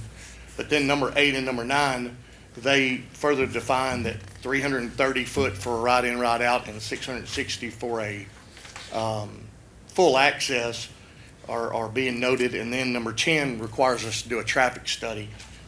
Much like the previous rezoning application, we would prefer just to allow the plan review process and the traffic study to dictate the location of those instead of us being defined to be within the parameters of the GDOT regulations, because I don't believe those are actually the regulations of Paulding. I know that it's something that they try to adhere to, but I know that there's several projects that have been through that don't have that much frontage, so they've been granted full access. So we would like to work with staff through the traffic program, the traffic study, along with number 7, which defines that it'll be determined during plan review process in the event that we were approved. It should be noted that the right-of-way that'll be dedicated for Fry Road and along Dallas-Ackworth Highway that's required according to these stipulations, along with the buffer requirements, equates to 1.2 acres of the 9.2 acres being proposed for zoning, which is about 13% of the site that the applicant will ultimately either donate or conserve through the process of buffers. Other than that, I'll be happy to entertain or answer any questions that staff or public or board of commissioners might have, and use the rest of my time for any rebuttal that may be required. We will probably bring Director Jones up just to comment on 7 through 10. But at this time, is there any questions? Mr. Jones, Jonathan, if you would, just stay there. We're going to go ahead and direct Yeah, questions to you absolutely. from the Planning Commission. Absolutely. Quick question. So you're rezoning the entire 9 acres. Yes, sir. You have plans or anything for the future properties that don't include the convenience store? No, sir, not at this time. And the zoning stipulation that, number 1 says that any future commercial use excluding the proposed convenience store and attached tenants would be subject to Board of Commissioner approval. That's, to my knowledge, that's the first time I've experienced that, but it makes sense. If we're not defining what's going to go here, how could you or the Board of Commissioners actually vote to approve it? So my client is amenable that, other than what we're proposing at this time, whatever they intend to put in the future, we would bring back before the board. Okay, so But there's no defined use of it at this current time. okay. And then your access, I mean, where I was going with that is you're bringing up 7 through 10. You wanting to leave 7 and let 10 control 8 and 9. Basically. All right, and then depending on what else may go on that 9 acres, I mean, you may have a whole different entrance plan. I mean, Potentially, but right now, if those stipulations held in place, both those entrances right there would be right in, right out. That's not advantageous to this development or any other development for gas, because your trucks have to get in, fuel their tanks, and get back out. correct. And so you really need one of those to be a full access. Right, because they're going to head back toward Powder Springs. That's exactly right. So, Do we have the frontage to put in full accesses? We absolutely do, but you're talking about a significant more amount of money to build those at 660 and bring them to the gas station, whereas you've got, the racetrack at East Paulding and 92 that's got direct access with full accesses, and many more across from the hospital. So there's several of them that, have been worked with through the process to get closer access points for full access. but your full access, wouldn't it help you with your additional property as far as selling it? It would help with the additional property for sure, yeah. Okay. Yeah. Is there any other questions from the Planning Commission to the applicant? What coordination has gone on with the development and all of the road construction that's already going on in that Fry Road and that corridor? 'Cause Yes, sir. You've got a tremendous amount of construction that's already happening in that area, and you've got a tremendous amount of road improvements that are taking place. Yes, So speak to us a little bit about what your plan and what your process is and how you have incorporated discussions with the current project that is underway. Yep, very, very good question. Stipulations 2 and 3 requires us to adhere to the plans, which I think the project is called PR-IMP-CR710. I know that the right-of-way that's being requested is already taking into account those improvements. The location of our access points will ultimately be dictated by that design as well, along with our traffic study that we're required to do under zoning stipulation 10. So every aspect of that project will be adhered upon. We're doing one at Ridge Road that's very much similar, where Paulding has an improvement and GDOT has an improvement. And we've had to adhere and overlay both of those and complete our design based on what's coming and then also what is already under construction there near the Greystone. So I would expect that'll probably be the exact same scenario. We also did north of here, the Town Creek project, where GDOT did a complete widening there just south of Alatoona High School, but in the Paulding area. We likewise had to coordinate with C.W. Matthews and their construction plans to ensure that we wasn't adversely affecting their design and their desire. So I think the purpose of Georgia's staff putting 2 and 3 in there is just let us know, hey, there is a project, it is ongoing, you will have to adhere to it, you will have to meet their design requirements, elevations, spacing, such as that. So my client has acknowledged and knows that there is a large traffic improvement project going on at that location that will ultimately be dictated on exactly what we can and cannot do there. Yes, sir. Any further questions from the planning commission? Well, your site plan showing 3 entrances, 2 into the convenience store and 1 off of Dallas Ackworth into the remaining property. Is that correct? Is correct. Do we have sanitary sewer there, or is it septic? Currently, it's septic. Okay. Public water, but septic. Now, the challenges at this location, and again, understanding that this is whether or not the proposed use is compliant with comp plan, future land use map, and other factors. And I realize with the project that's ongoing for the improvement of the intersection at Fry Road, Mount Tabor Church Road, and Dallas Ackworth Highway, it would seem that you would want a longer distance, and maybe I'm misunderstanding this, but it would seem that you would want a longer distance along Dallas Ackworth, so from the intersection itself, even with the changes that are proposed. I know it's, I won't even hazard to guess everything that it's. I mean, what it amounts to is, if you're 660 feet away, that means you got to build 660 feet of commercial drive to drive to the gas station. So for all intents and purposes, a gas truck would have to enter where the northern drive is located. We would build a parallel access road to come all the way down to the gas station. They would service the gas station, and then hypothetically, if the entrance we've got on Fry was not a full access, which is what is being stated in STIP 7 and 8, we would be forced to move our entrance probably to line with the subdivision that's across the way, and further building another access road that brings that to it. So, I mean, when you add those 2 access roads, yes, they ultimately will support the overall development, but this overall development might be 5 years down the road before they build anything else here. You know, you don't honestly know that. You're talking probably $200,000 or $300,000 of upfront revenue to build those 2 access roads rather than have direct access into the gas station.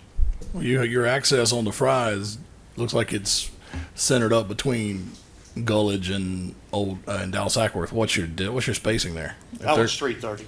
Is that 330, both directions? Both of them are sitting So at it meets 330. The northern one's at 660.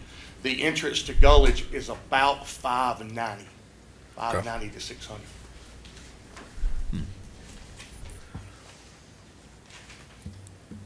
Any other questions from the planning commission? Board of Commissioners, questions? Couple questions as far as what's the topo difference? Now, the project that's going on now being lowered. So it being lowered actually helps our situation because our property is high at the intersection, and then it drops off into a valley that goes to the very back where a master detention pond would be located. But by the grading and everything that's happened out there, it's actually going to help us deal with the on-site elevations. So by them cutting it down, it helps us deal with that valley not being so close to the building because our elevations will be set down with it. And then on the question, I guess, for Ray, for the water department, but I know a few years ago with the gap sewer, when it's put in, that sewer right there, I think is a force main in front now, but won't it go to gravity? Not at this time, but in the future, but this property will be connecting to sewer on the other side in the Red Fox neighborhood. Right across the street. Yeah. It's a mandatory basin. Huh? I don't think it can get there elevation wise. So it's not by gravity. Oh, it's by gravity, but you're gonna have to go across the front. Okay. Our client would love to be on sewer.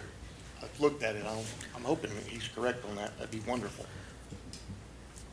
Any other questions from the Board of Commissioners? Of course. So I have a question about these adjacent, or not adjacent, but connected properties. They don't have to be approved, but anything else does. It seems to me with all, especially the neighborhood opposition here, if it was my neighborhood, I wouldn't want just anything to be able to go into those adjacent commercial spaces that are attached to the convenience store. So I wondered if there was any thought of limiting what that could be or asking them to come back and be approved also.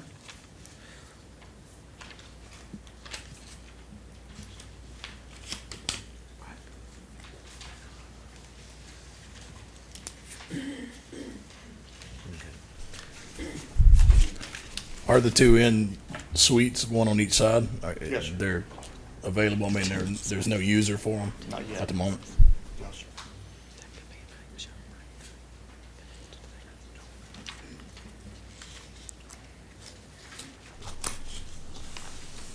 Is there any further comment from, or questions from the Board of Commissioners? What I hear Virginia saying is, we would like for them to come in and reapply for whatever they're gonna locate there on either side. I think that's a good idea. Yeah, go ahead. Can I ask a question, Mr. Robinson? What's allowed in that use? I mean, if you and I wanted to go rent one of these suites and open a business, what could we open? I mean, what could we expect that's under that current zoning that it would, I mean, it's proposed zoning it would get? I'm not going to go through every one of them because there's a lot of them, but just think of this as the most intense commercial zoning district the county has. It would pretty much allow any type of business outside of like pawn shops and nightclubs and bars and that sort of thing. Clarification, you're saying that it would still require additional permitting by the county for pawn shops, nightclubs, and bars? Or That's that would be correct. allowed under this? They would actually require special use. Okay. But a Subway or? But a Subway, as one mentioned earlier, a vape shop, They just come in. tobacco store, ice cream shop, any of those could go in there, nail salon. And they would just come in for a tenant finish? That's correct. Correct. So they wouldn't have to, as it stood, they wouldn't have to come back in front of a board to go That's open. correct. To go open a nail salon. They would Right. just- Any new use that would come in outside of this building into two spaces would be required under stipulation number 1. Before we go to public comment, Mhm. can we go to Mr. Jones and Yes, have we this will. discussion right here? We will. But were there any further questions from the Board of Commissioners to the applicant? Okay. Mr. Jones, if you would take your seat? Yep. And we will come back to you shortly. Thank you very much. Director Jones, would you mind coming around?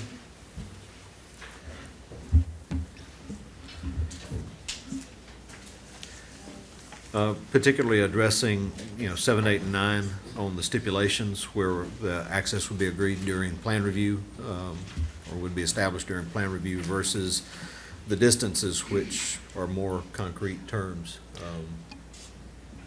I guess I'll say that, the full access, it says as a minimum, not a maximum, a minimum. Same with the Okay. right in, right out. And then when it says the access will be determined during plan review, that actually basically would put the access point. And again, that would help be based on the traffic impact study showing the traffic that's going to utilize this development. What I will say is, obviously, the county has a project going on right now. This project is adding turn lanes on all quadrants of this intersection of Dallas, Ackworth, Fry, and Mount Tabor. Going southbound on Dallas, Ackworth, there's going to be a right turn lane, through lane, and a left turn lane. Those auxiliary turn lanes extend back at least 300 feet from the current intersection.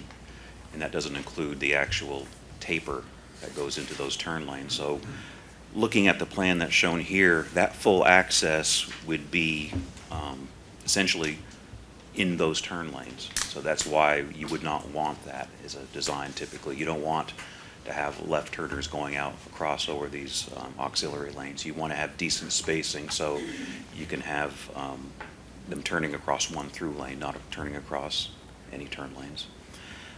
The county has used a policy regarding access management for many years that was based on the 2008 Comprehensive Transportation Plan. It doesn't fit every situation. It works quite well when you have parcels that have a good amount of road frontage. Obviously, engineering is it's not perfect, basically doing the best of what you got.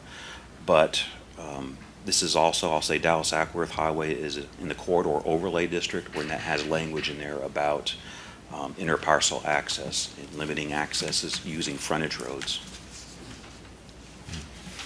And I think Jonathan had stated, I think one of the racetracks at the corner of probably Bill Caruth and 278, that actually does use access management policies because you have a right-in, right-out off of 278 on Bill Caruth. The first entrance before you get to 120 is a right-in, right-out, and then further back towards the hospital, there is a full access. So again, utilizing access management so not everybody's turning very close to adjacent intersections. So you would prefer to see the stipulations to remain as is? Yes, sir. Have y'all sat down, developer, owner, and DOT, and discussed this? We have not yet. And how it ties into the current plan? I have not sat down with them, no, sir. I mean, the impetus for the project that you have ongoing there has a lot to do with the topography of that intersection as well, due to sight distance issues. I would assume speed of the roadway plays a factor as that. And the ultimate end of your project there would be an improvement in not just capacity, but traffic volume, traffic speed, traffic routing. Traffic safety, yes. We're taking right now, the two roads heading in to Dallas Ackworth, Mount Tabor and Fry, they're dog-legged essentially. We're taking those two and aligning them where they intersect Dallas Ackworth opposite each other, cutting down the hill 5 to 6 feet at the most, and basically putting in vertical geometric so it meets for a speed limit of 45 miles an hour through the project limits at least. And signalizing, or? At this point, no. However, when it does meet the warrants for a traffic signal, a signal can be installed. And the use of the property proposed here, how does that, and again, crystal ball, I guess, is what I'm asking you to do, is how would that impact the improvements that you're putting in place? I mean, considering that it would have some effect. Well, I'll just say, typically convenience stores, gas stations, they add trips. There's typically a decent amount of pass-by trips, but what you're doing on the roadway, you're inducing turning movements, people turning in, people turning out. Obviously, those are conflicts. So basically, again, this is access management. If you can limit the number of access points, that generally helps with safety. Does anybody else have questions for Director Jones? Board of Commissioners? Thank you, Mr. Jones. Thank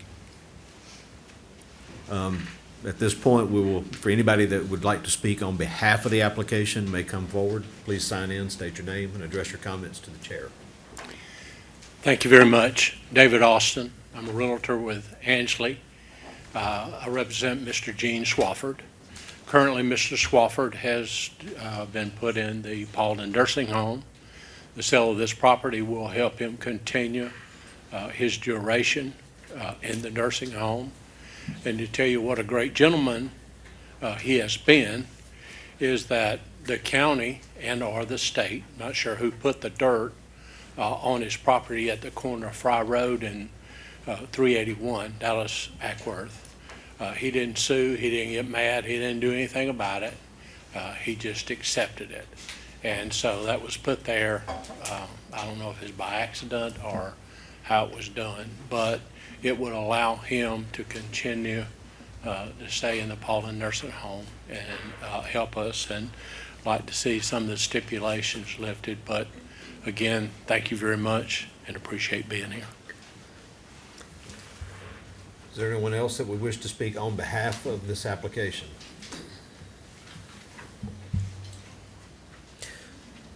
Seeing none, is there anyone here that would wish to speak in opposition to this application, may have questions, comments, or concerns? If there's going to be multiple speakers, please form a line by the lectern. Each person would need to sign in, then state their name, and address your comments to me.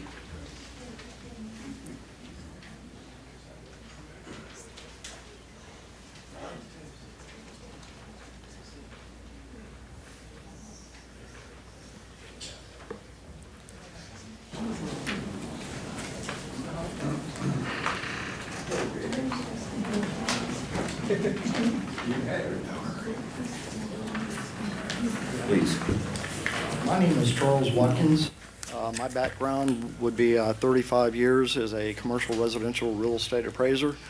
I live in the area about a mile from the subject property, and when I say the subject property, I'm going to be just referring to that because as an appraiser, that's typically how I speak. And looking at the zoning under Section 2, B2 Highway District, it states that a full-service gas station provided said that a full-service gas station is available to put in there, provided that the facility shall not be located adjacent to residential zoning district. There is residential all the way around this as far as the eye can see until the crossroads. So there's no other commercial around it. This is impacting residences. And how's it impacting it? Well, I understand there's a 40-foot buffer there, but convenience stores are known to have some bright lights, and I imagine this gentleman sitting right there at 11 Fry Boulevard is going to have those shining in his house. So that's one concern with the location of it.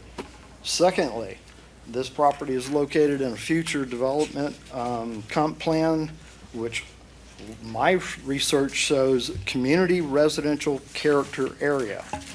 Within a community residential character area per the county, I see that the specific land uses allowed in that area R2, R3, MHP, which is mobile home park, R55, and your active adult people that are sitting over here, LRG, low-rise office, and office institutional. There's no B2 allowed in the comp plan.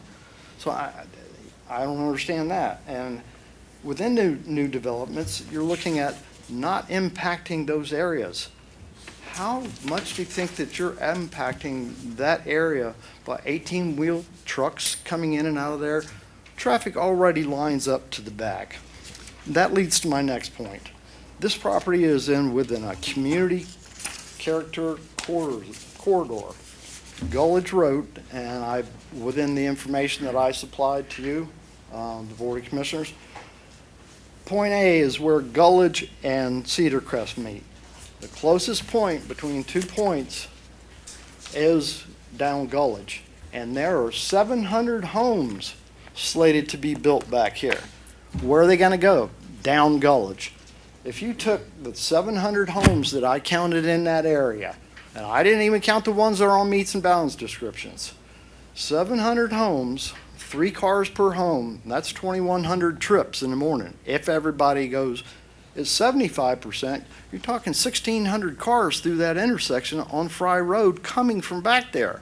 And if you add in people coming from Seven Hills that don't want to fight Cedar Crest, you're overloading that intersection, in my opinion. And I'm sorry to get too emotional on this. Next point I'd like to make is this is a conceptual plan. If you took a look at the DOT right-of-way taking, it has already taken those turn lanes. They're constructing it now. And I understand that conceptual plan was as is of what date that the planners went out there and did this. But if you look on the next page of my presentation, there's the intersection. And those turn lanes, as far as I know, they're gone. They're just conceptual. So we got a whole another issue on access here that really needs to be addressed. Next point I'd like to make out, conceptual plan showing that detention pond there. When I took a look at USGS maps, that property sits there and goes down and down and down to the back. It slopes off. And when I went and looked at the USGS, it's showing the elevation back there dropping to 1040, 960, which looking at GIS's water features, it appears that there is a water feature that comes down past the lake that is adjacent to the property and feeding into that lower area back there. So my point is, if the road right of way is taken and you gotta push that building back and push that detention back, and we haven't even talked about where that septic field's going, you're talking about impacting the environment back there. No. I measured the area from that lake to where the proposed tanks were located in the 40-foot buffer. That distance is 700 foot. From the proposed detention pond, it's 600 foot. And again, this is per GIS measurements, which I provided you in my packet. If you push that building back and then you push everything back, it's gonna go right back where that water is and runoff. And with that, the last thing I'd like to touch, very first hearing today was about a convenience store. That convenience store had 35 spaces for 7,500 square foot. This building is only supplying 12 spaces. And per parking requirements on retail, 1 space per 200 square foot. So if you add those two units down on the end at 2,000 square foot apiece, 4,000 square foot, we should be starting off at least at 20. And we haven't even started about the parking for the employees and everybody that's going to be going in and out of the convenience store, the money's not made in the gas, it's made in the trips in that store. And within that, I hope I didn't cover too much time. Thank you.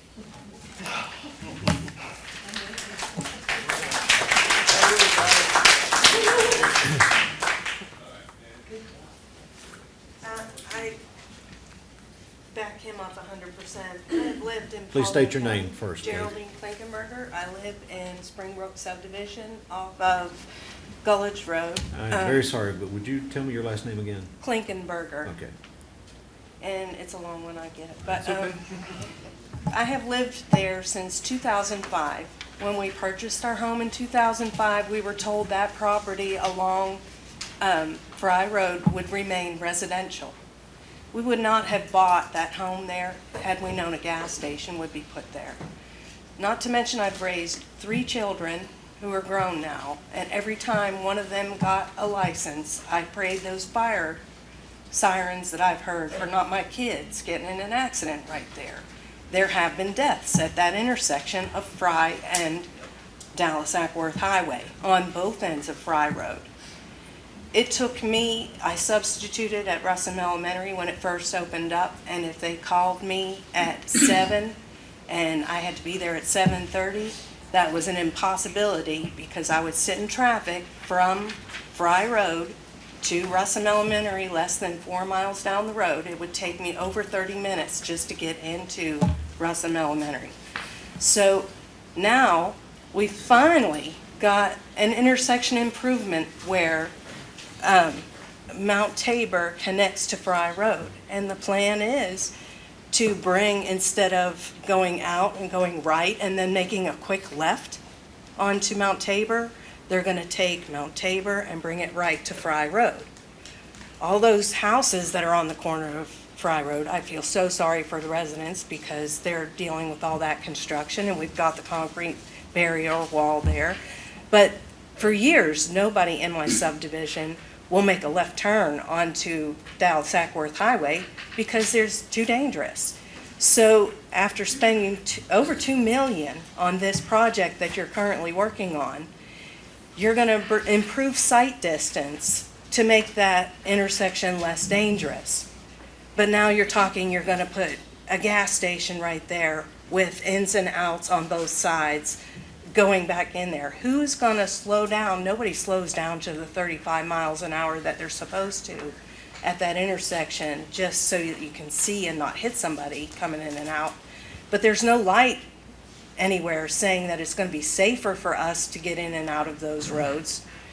And I can't for the life of me understand why you would think where my home is now, why I can't drive less than 2 miles to get to 2 gas stations to the left of me and then go down the road 2 miles to the right of me to find 2 more gas stations.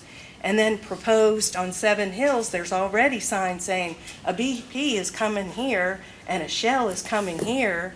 Why do we need so many gas stations? And what happens, this last gas station that has to close because the road needs to be widened, because there's so much residential increase in our county, that there's not enough schools, there's not enough places to go to be a family. Mount Tabor looks a mess now. If you go through the woods, that's all construction. There's no woods, there's no wildlife. Where's that go? Who's going to maintain? When this gas station that they have to sell because the road is being widened, what happens to the underground gas tanks that are already there? Who pays to clean that up?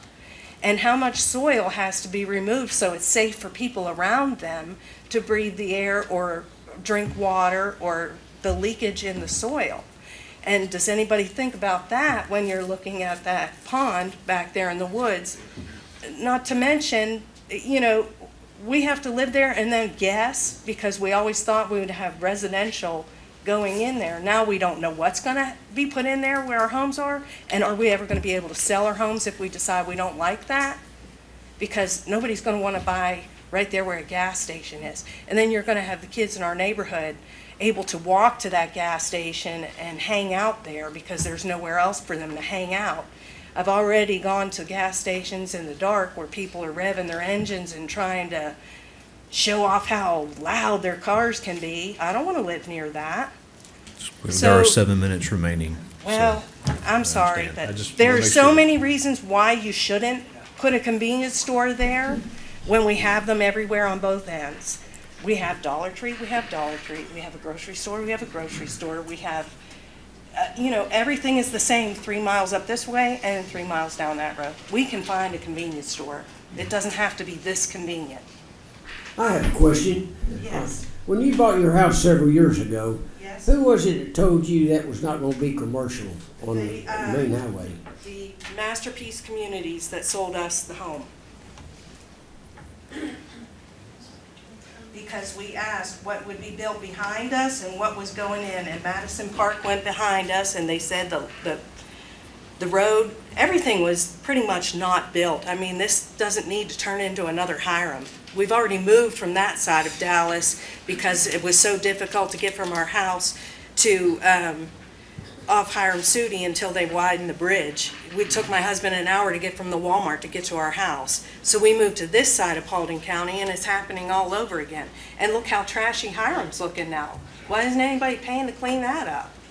You know, I don't want it in my backyard.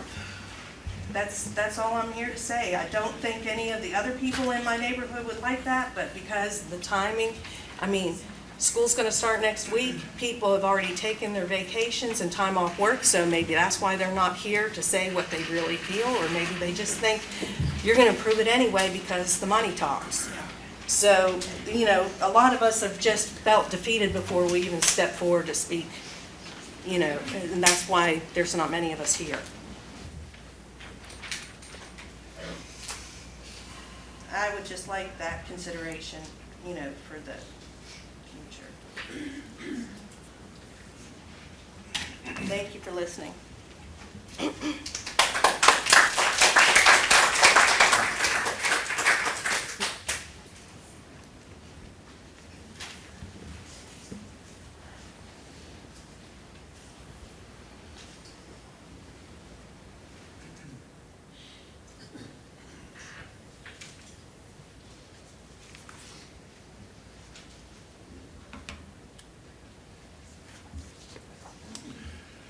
Good afternoon.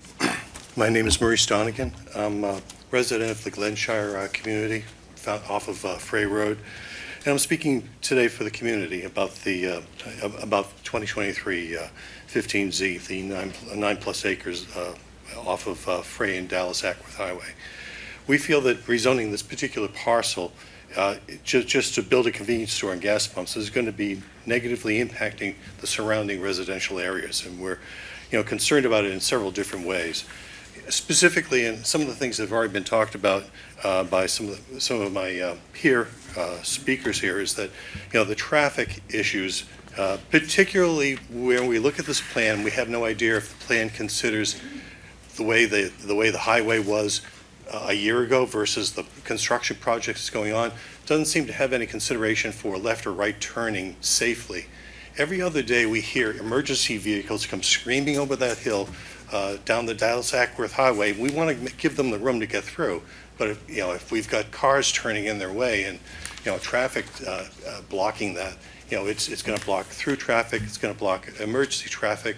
Obviously, this was an omission that could be rectified, but, we don't see it on the plan as it stands today. What we see is an access road that goes out the back to Fry Road, and some sort of compromise because they don't want to put in that second entrance 300 feet down the road that they already own the land for. From our perspective, the compromises on safety, the compromises on a line of sight when you come off of Fray Road.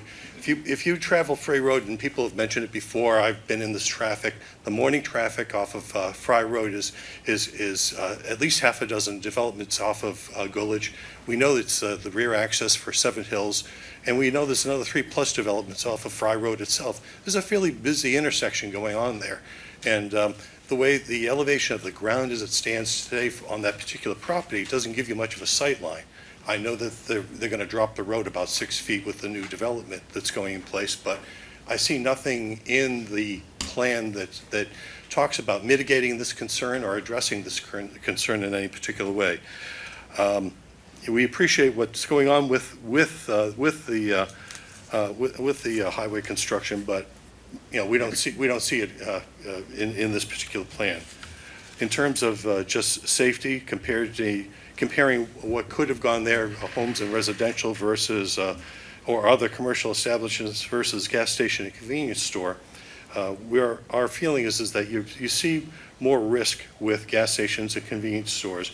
Risks from fire, pedestrian accidents, vehicle collisions, crimes of opportunity like theft. Spillover effect will jeopardize the safety of the adjacent neighborhoods and obviously impact quality of life as well as the ability for people to live a bit more securely.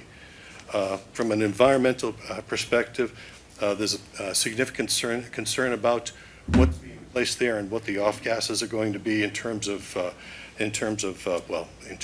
fumes from the stations, but also noise, lights, pollution from tanker trucks coming in.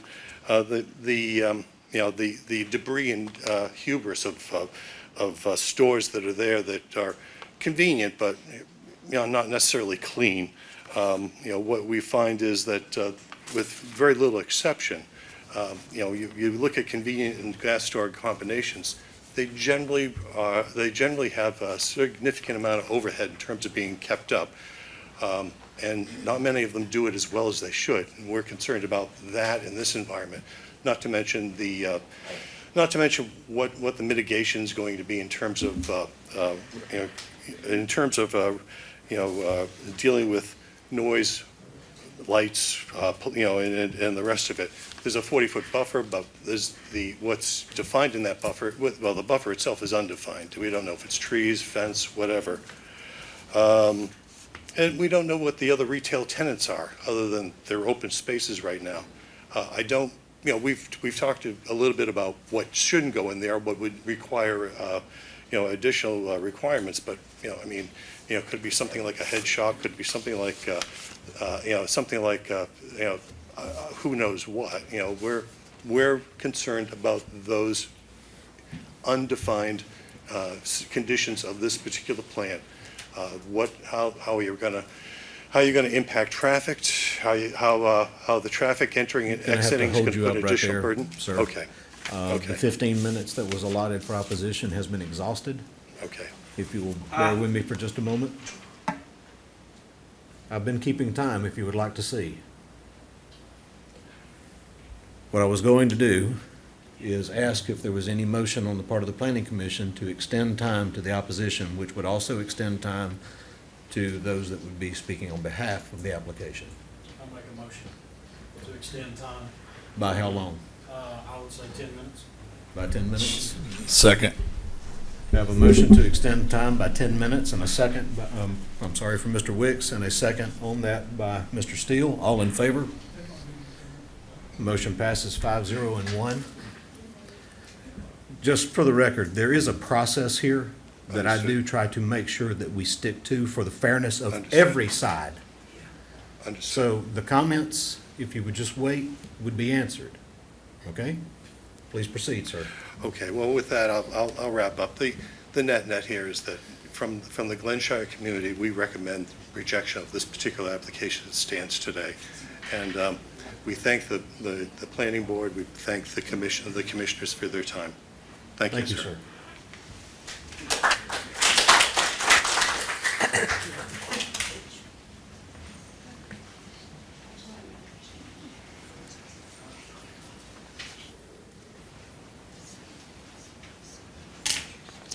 Hi, my name's Anita Baker, and I live off the Gulledge Road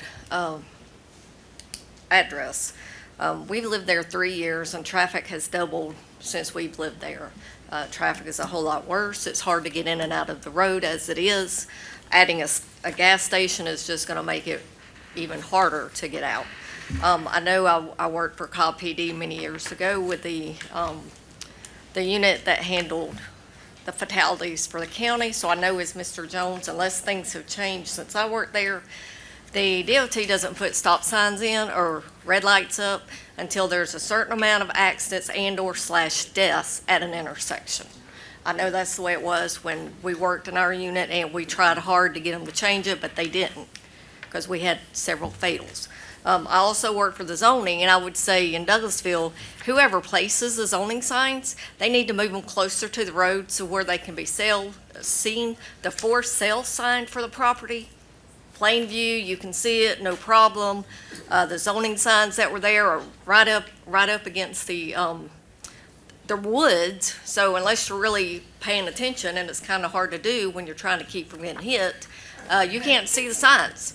And I know for a fact, because I worked with zoning, and the zonings had to be placed where everybody could see them, and you didn't have to try to read the things. So whoever is doing that, they need to, either that or they did it so nobody would see them and hope nobody would show up, because I've been there too. And all that extra housing in the area is just making the traffic even worse than it already is. My husband's in law enforcement. You know, we don't want to see any more accidents, fatals, whatever. And it's just going to get worse if you add a gas station. Thank you. Thank you.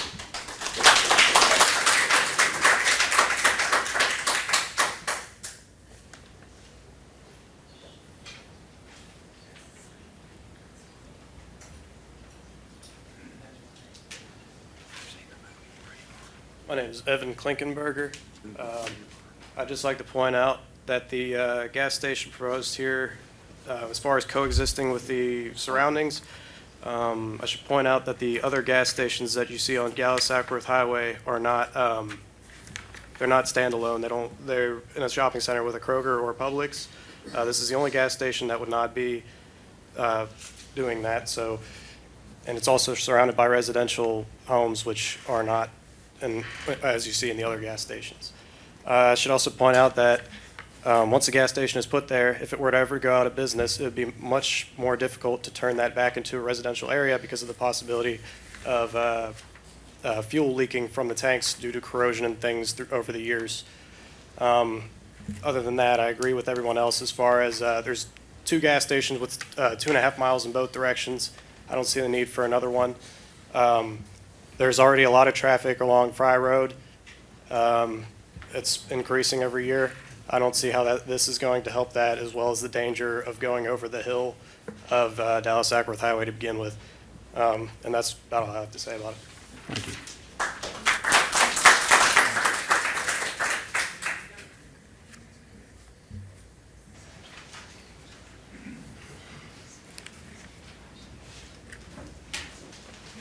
Hello, my name is Warren Simmons, Jr.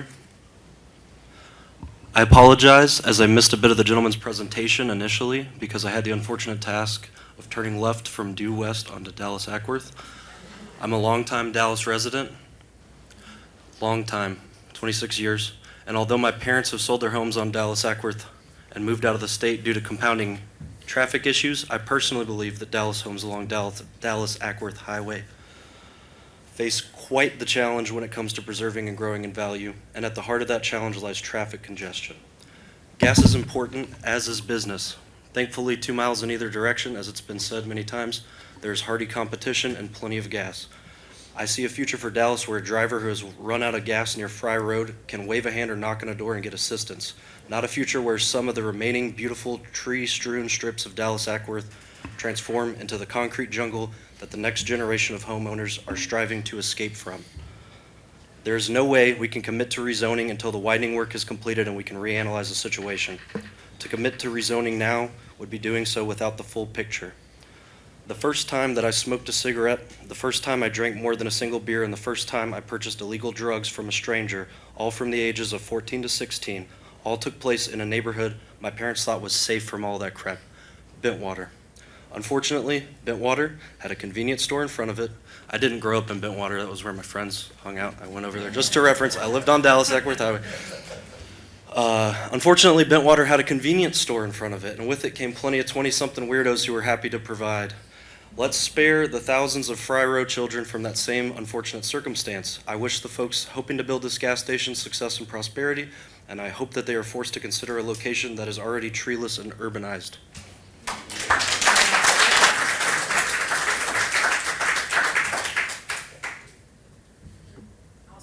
My name is Mary White, and I sit in the back and I've heard very little of what's going on. And the gentleman up here that spoke a while ago about the a traffic light. I've just got a couple of questions. I'm the corner of Mount Tabor and Mount Tabor and 381. I've been there 56 years. The traffic is awful, awful. But when I talk to someone out there, they tell me, guarantee you, your trees will not be taken down. But I walked out the door yesterday, they had tore up my driveway, they had tore up the deceleration lane, and they cut down my trees. So I do not know, I would like to know, is this state or is this county? I talk to the state, they tell me one thing, talk to the county, and they tell me something else. For the first time yesterday, I heard this gentleman, well, he told me, one of the workers, that this project is now strictly county project. The state has nothing to do with it. So I just wonder, who can I talk to that can give me an honest, one-time answer and stay with it? Yeah, if your questions are related to the project, I would direct you to the Paulding County DOT. Director Jones may be able to get some information him? for you, yes. Okay. But did you have questions relevant Well, to the I'm development? not happy, and I own the property across the road. And I'm gonna have to move. But you are speaking in opposition to the project? Well, not for or against it. But, Okay. but anyway, like I said, I just wanted to know if anybody could tell me, because every time I talk to someone, I get a different answer. Okay. I want to talk to you. I heard nothing you said a while ago. So, but anyway, I'll talk to you. You when you this can is speak to over. him after the meeting is Okay, adjourned. I will, thank you. Sure. That's all. Thank you. Good afternoon, Commissioners all. I have not lived in Paulding County my whole life. Before you begin, would you please state your name Oh, and make sure you've signed in? Okay, Sherry Grimes, and I don't really need a microphone. I have not lived in Paulding County my whole life. I just moved here a year ago to come and babysit my only grandchild from my only son, who lives in Seven Hills. And part of the reason we bought this house was Gullidge Road, and what a nice, quiet road it is to drive down to get to Seven Hills. And that intersection there where it says Gullidge and Fry, I know you can see it's little teeny writing, and I believe the reason it's little teeny writing is because it's a little teeny road.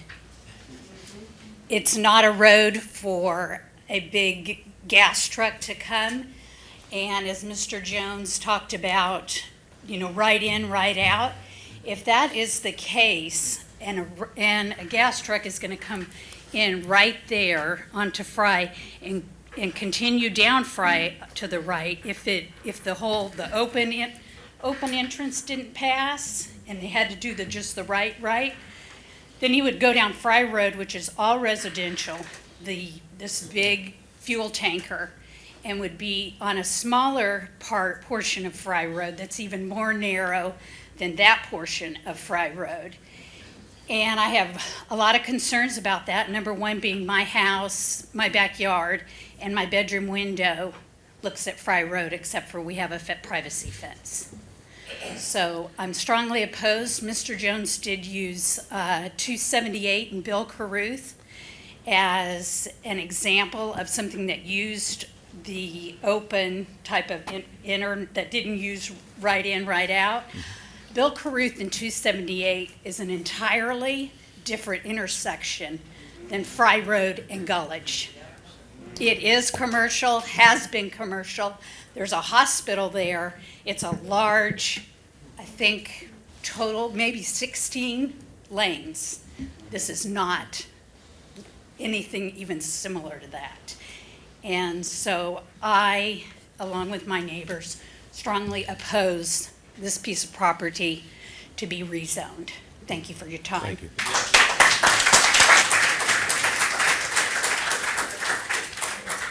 That does exhaust the time for opposition to speak on this application. At this time, I would ask the applicant if they would like to come up. They do have minutes remaining, plus the additional 10 that has been granted for any purpose for rebuttal. Thank you, Chairman. I want to respectfully and professionally try to address each person. I couldn't hear names, so I apologize if I mispronounce your name. Mr. Watkins, who's an appraiser, I think, and Chris can probably substantiate this, the term full-service gas station, I believe, is one that changes oil, transmissions, has lifts, and such as that. This is just a convenience store that sells gasoline. So there's a very large difference between a full-service gasoline and a convenience store that sells gasoline. The bright light concerns, this is in the corridor overlay. By that, we're required to use box lights that are downward facing. So we'll have to abide by that through the process. You know, I realize that Fry Road is a connector road that goes to Seven Hills. I live for 10 years about 3 miles from here, so I'm very familiar. But Dallas Ackworth Road is a major arterial highway for this county. It connects the city of Dallas, 241 and 75, and is the only way that you can go by way of highway to 41, which is the major highway in Cobb County at that location. Yeah, so the improvements that are part of the project defined as PR-IMP-CR710, according to Mr. Jones, is already accommodating left turn and right turn lanes at all 4 entry points to Fry Road, which should substantially help any situation that they've experienced. And I'm sure the funding of this project was a direct relationship to accidents, traffic, increased residential communities along Gulledge, Seven Hills, as I've been a part of many of those projects, both commercial and residential. So that, to me, is a proactive county spending, honestly, our tax dollars, and I'm sure it's funded by federal tax dollars, to improve that location. We are substantiating that location with those improvements justifies a commercial node at that location. The detention pond, if there is any wetlands or creeks, we'll have to adhere to the Army Corps of Engineers and state as it relates to the location of the detention pond. Septic, it sounds to me like from Mr. Wooten that's probably or hopefully not going to even be an issue, that we'll run the sewer down 381. So septic should not be a requirement or concern. The plan is conceptual. We could add 20, 40, 60 parking spaces. We put what we adequately think all the other gas stations we've designed in Metro Atlanta typically has. You know, even if you think about it, even a Quick Trip doesn't have much more parking than this. So, and then as it is for Ms. Clintonberger, you know, once again, this location has already got the improvements that hopefully will help to her concerns with traffic control and such as that. The buffer in the back, this goes to, I think, Mr. Donovan or Donegan. It's a 40-foot undisturbed buffer. If those trees or if that buffer is devoid of trees, there's buffer standards that the county has that will require this developer to plant them back. So no matter what, when it's all said and done, there will be 40 foot of vegetated buffer at that location.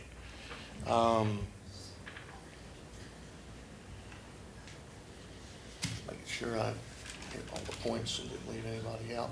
Oh, and as it relates to the last speaker, which I think, Miss Beline, there would be zero reason except ignorance why a gasoline truck would turn right and go down Fry Road or Gulledge Road.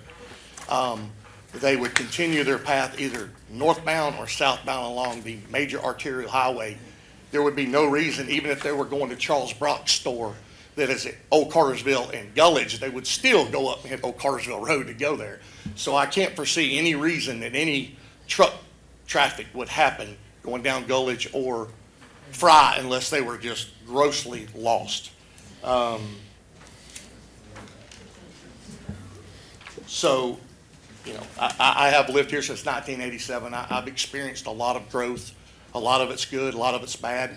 But the reality is we do not have an interstate. Our tax basis is right now governed and has been governed by residential development. Any commercial and industrial is a pro for the tax digest. It increases the taxes, the tax base, and it helps where the shortfall of residential home taxes doesn't cover the cost of the community. So with that, I'll be happy to answer any additional questions, and I would respectfully request your recommendation for approval to be passed on to the Board of Commissioners. Are there any questions from the Planning Commission to the applicant at this time? Board of Commissioners, any questions to the applicant? You just not explain the need for it. That was the question, that was the applicant. I'm going to get to that. Right now, it's at the Planning Commission and the Board of Commissioners. Okay, I misunderstood. That's to the Board of Commissioners I've asked. Are there any questions to the applicant?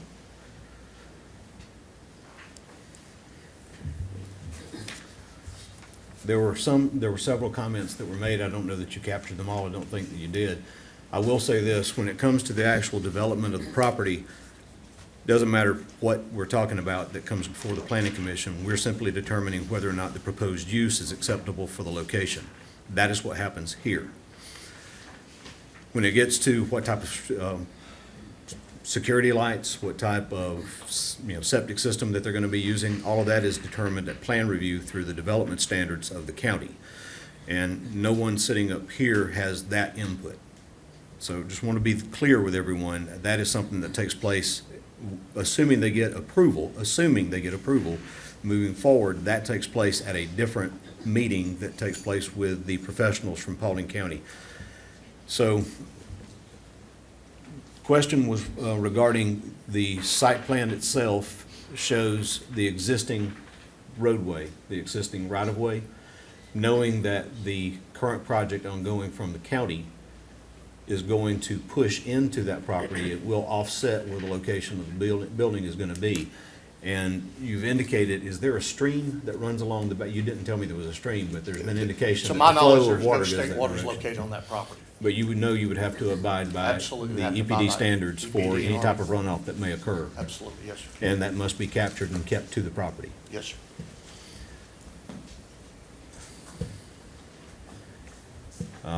There was a question regarding whether, being told that the property would remain residential.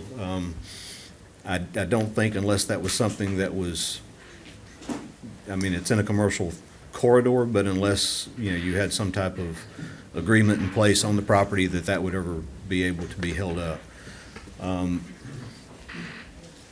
Concerns about the adding of turn movements, additional volume coming off the roadway.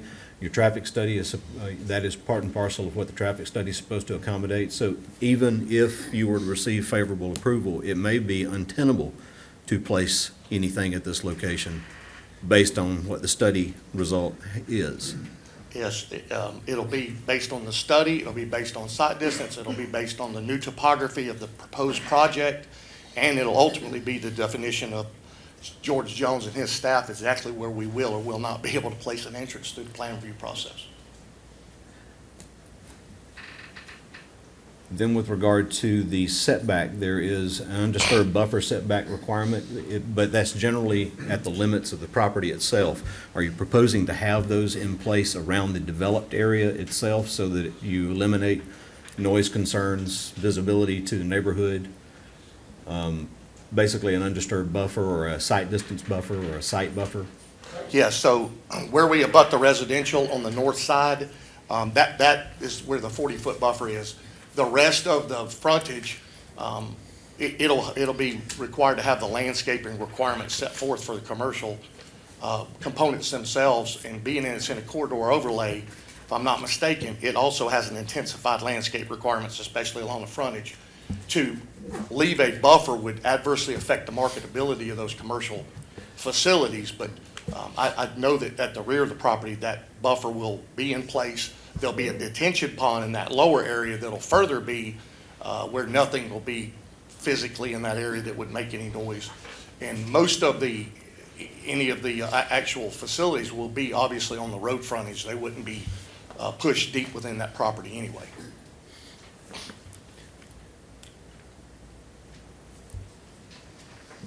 Just going through, I mean, a lot of the comments that were made were related to traffic safety. Increased volume, movement along Gullich Road, Frey Road, depending on your preference, and Dallas Ackworth itself. But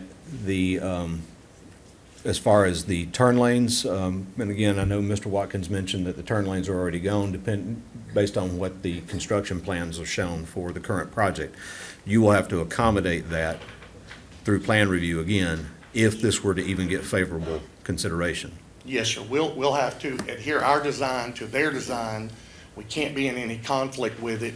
And then ultimately, most of the time, in my experience, what happens is we'll actually expand their turn lanes and deceleration lanes to further improve that area so that patrons to this nucleus of commercial can get off of 381 onto a safe deceleration lane and enter the facility at whichever location they'd like, depending on what the ultimate uses are here. So, yeah, we understand that we'll have to adhere to that.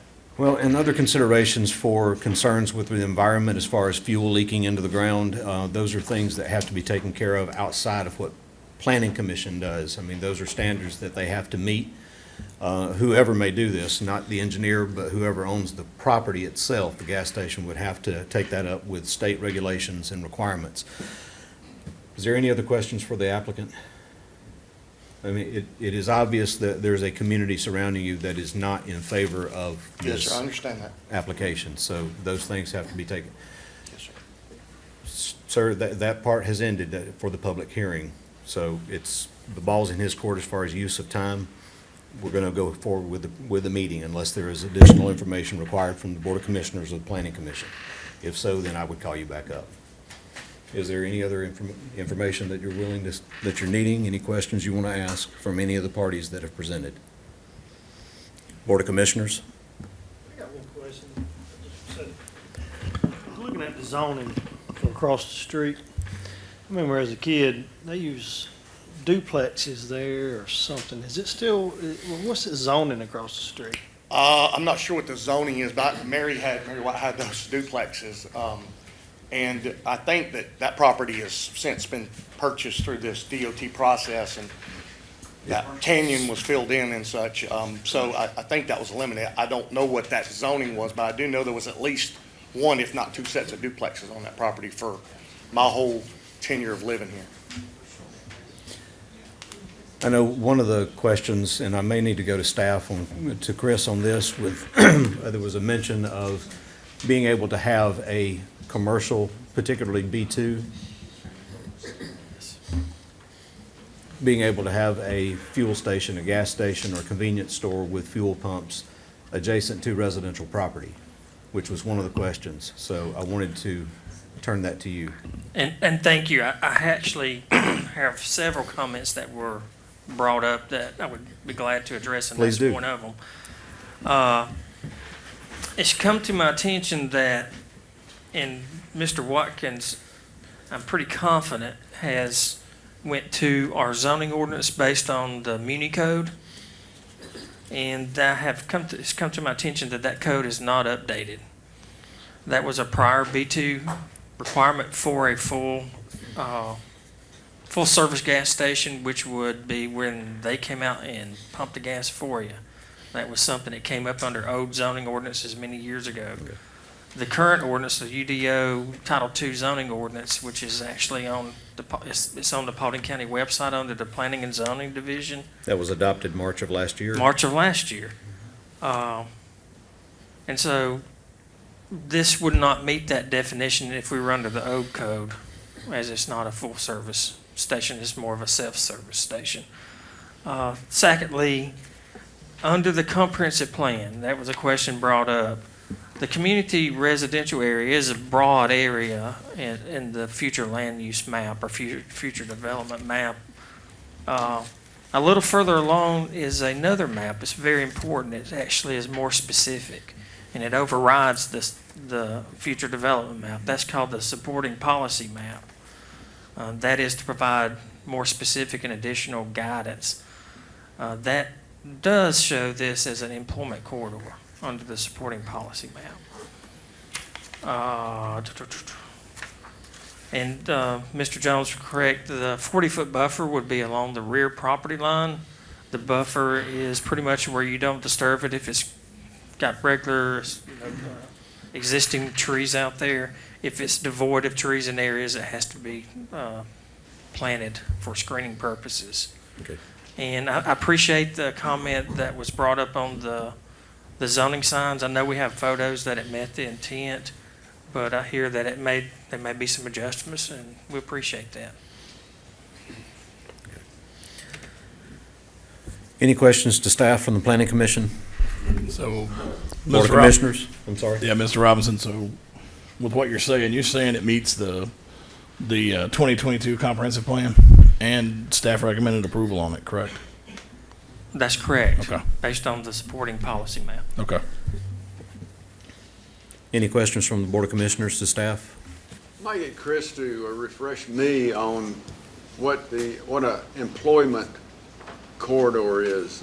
Is that the same, synonymous with commercial?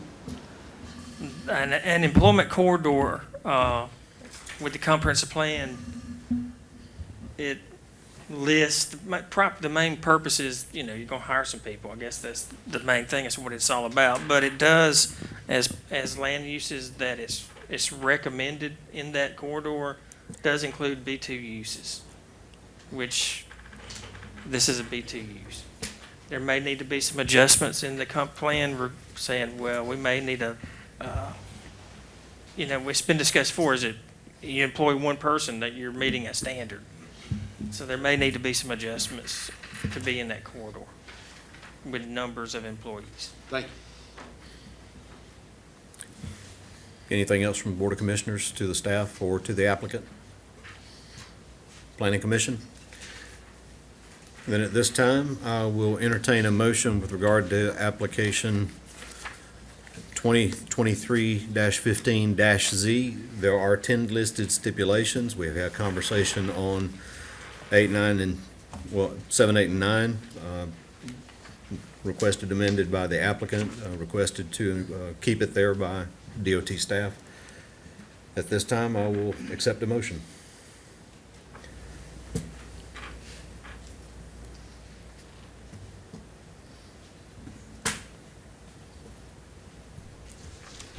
I make a motion that we accept and approve this zoning and also with the 10 stipulations. I have a motion to approve with the 10 listed stipulations from Mr. Henson. Is there a second? Second. I have a second from Mr. Aston. All in favor? All opposed? The motion fails 2-3-1. So we have a failed motion.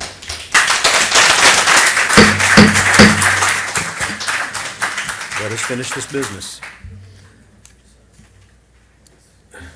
Mr. Phillips, as that motion fails, should I call for a second? I would recommend calling to see if there's a second motion. Is there a motion then?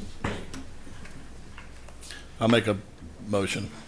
It's a table project for developer, DOT, and staff to get together and look at some of these access issues that everybody has concerns about. So I have a motion from Mr. Steele to table Is there a time frame? Well, it'd be a question, really, if, I'm sure you guys would be willing to meet with them as quick as possible.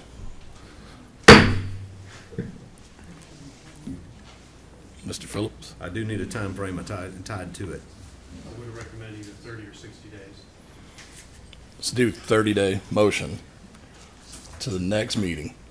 So a motion to table to the next meeting, 30-day, or to the next meeting.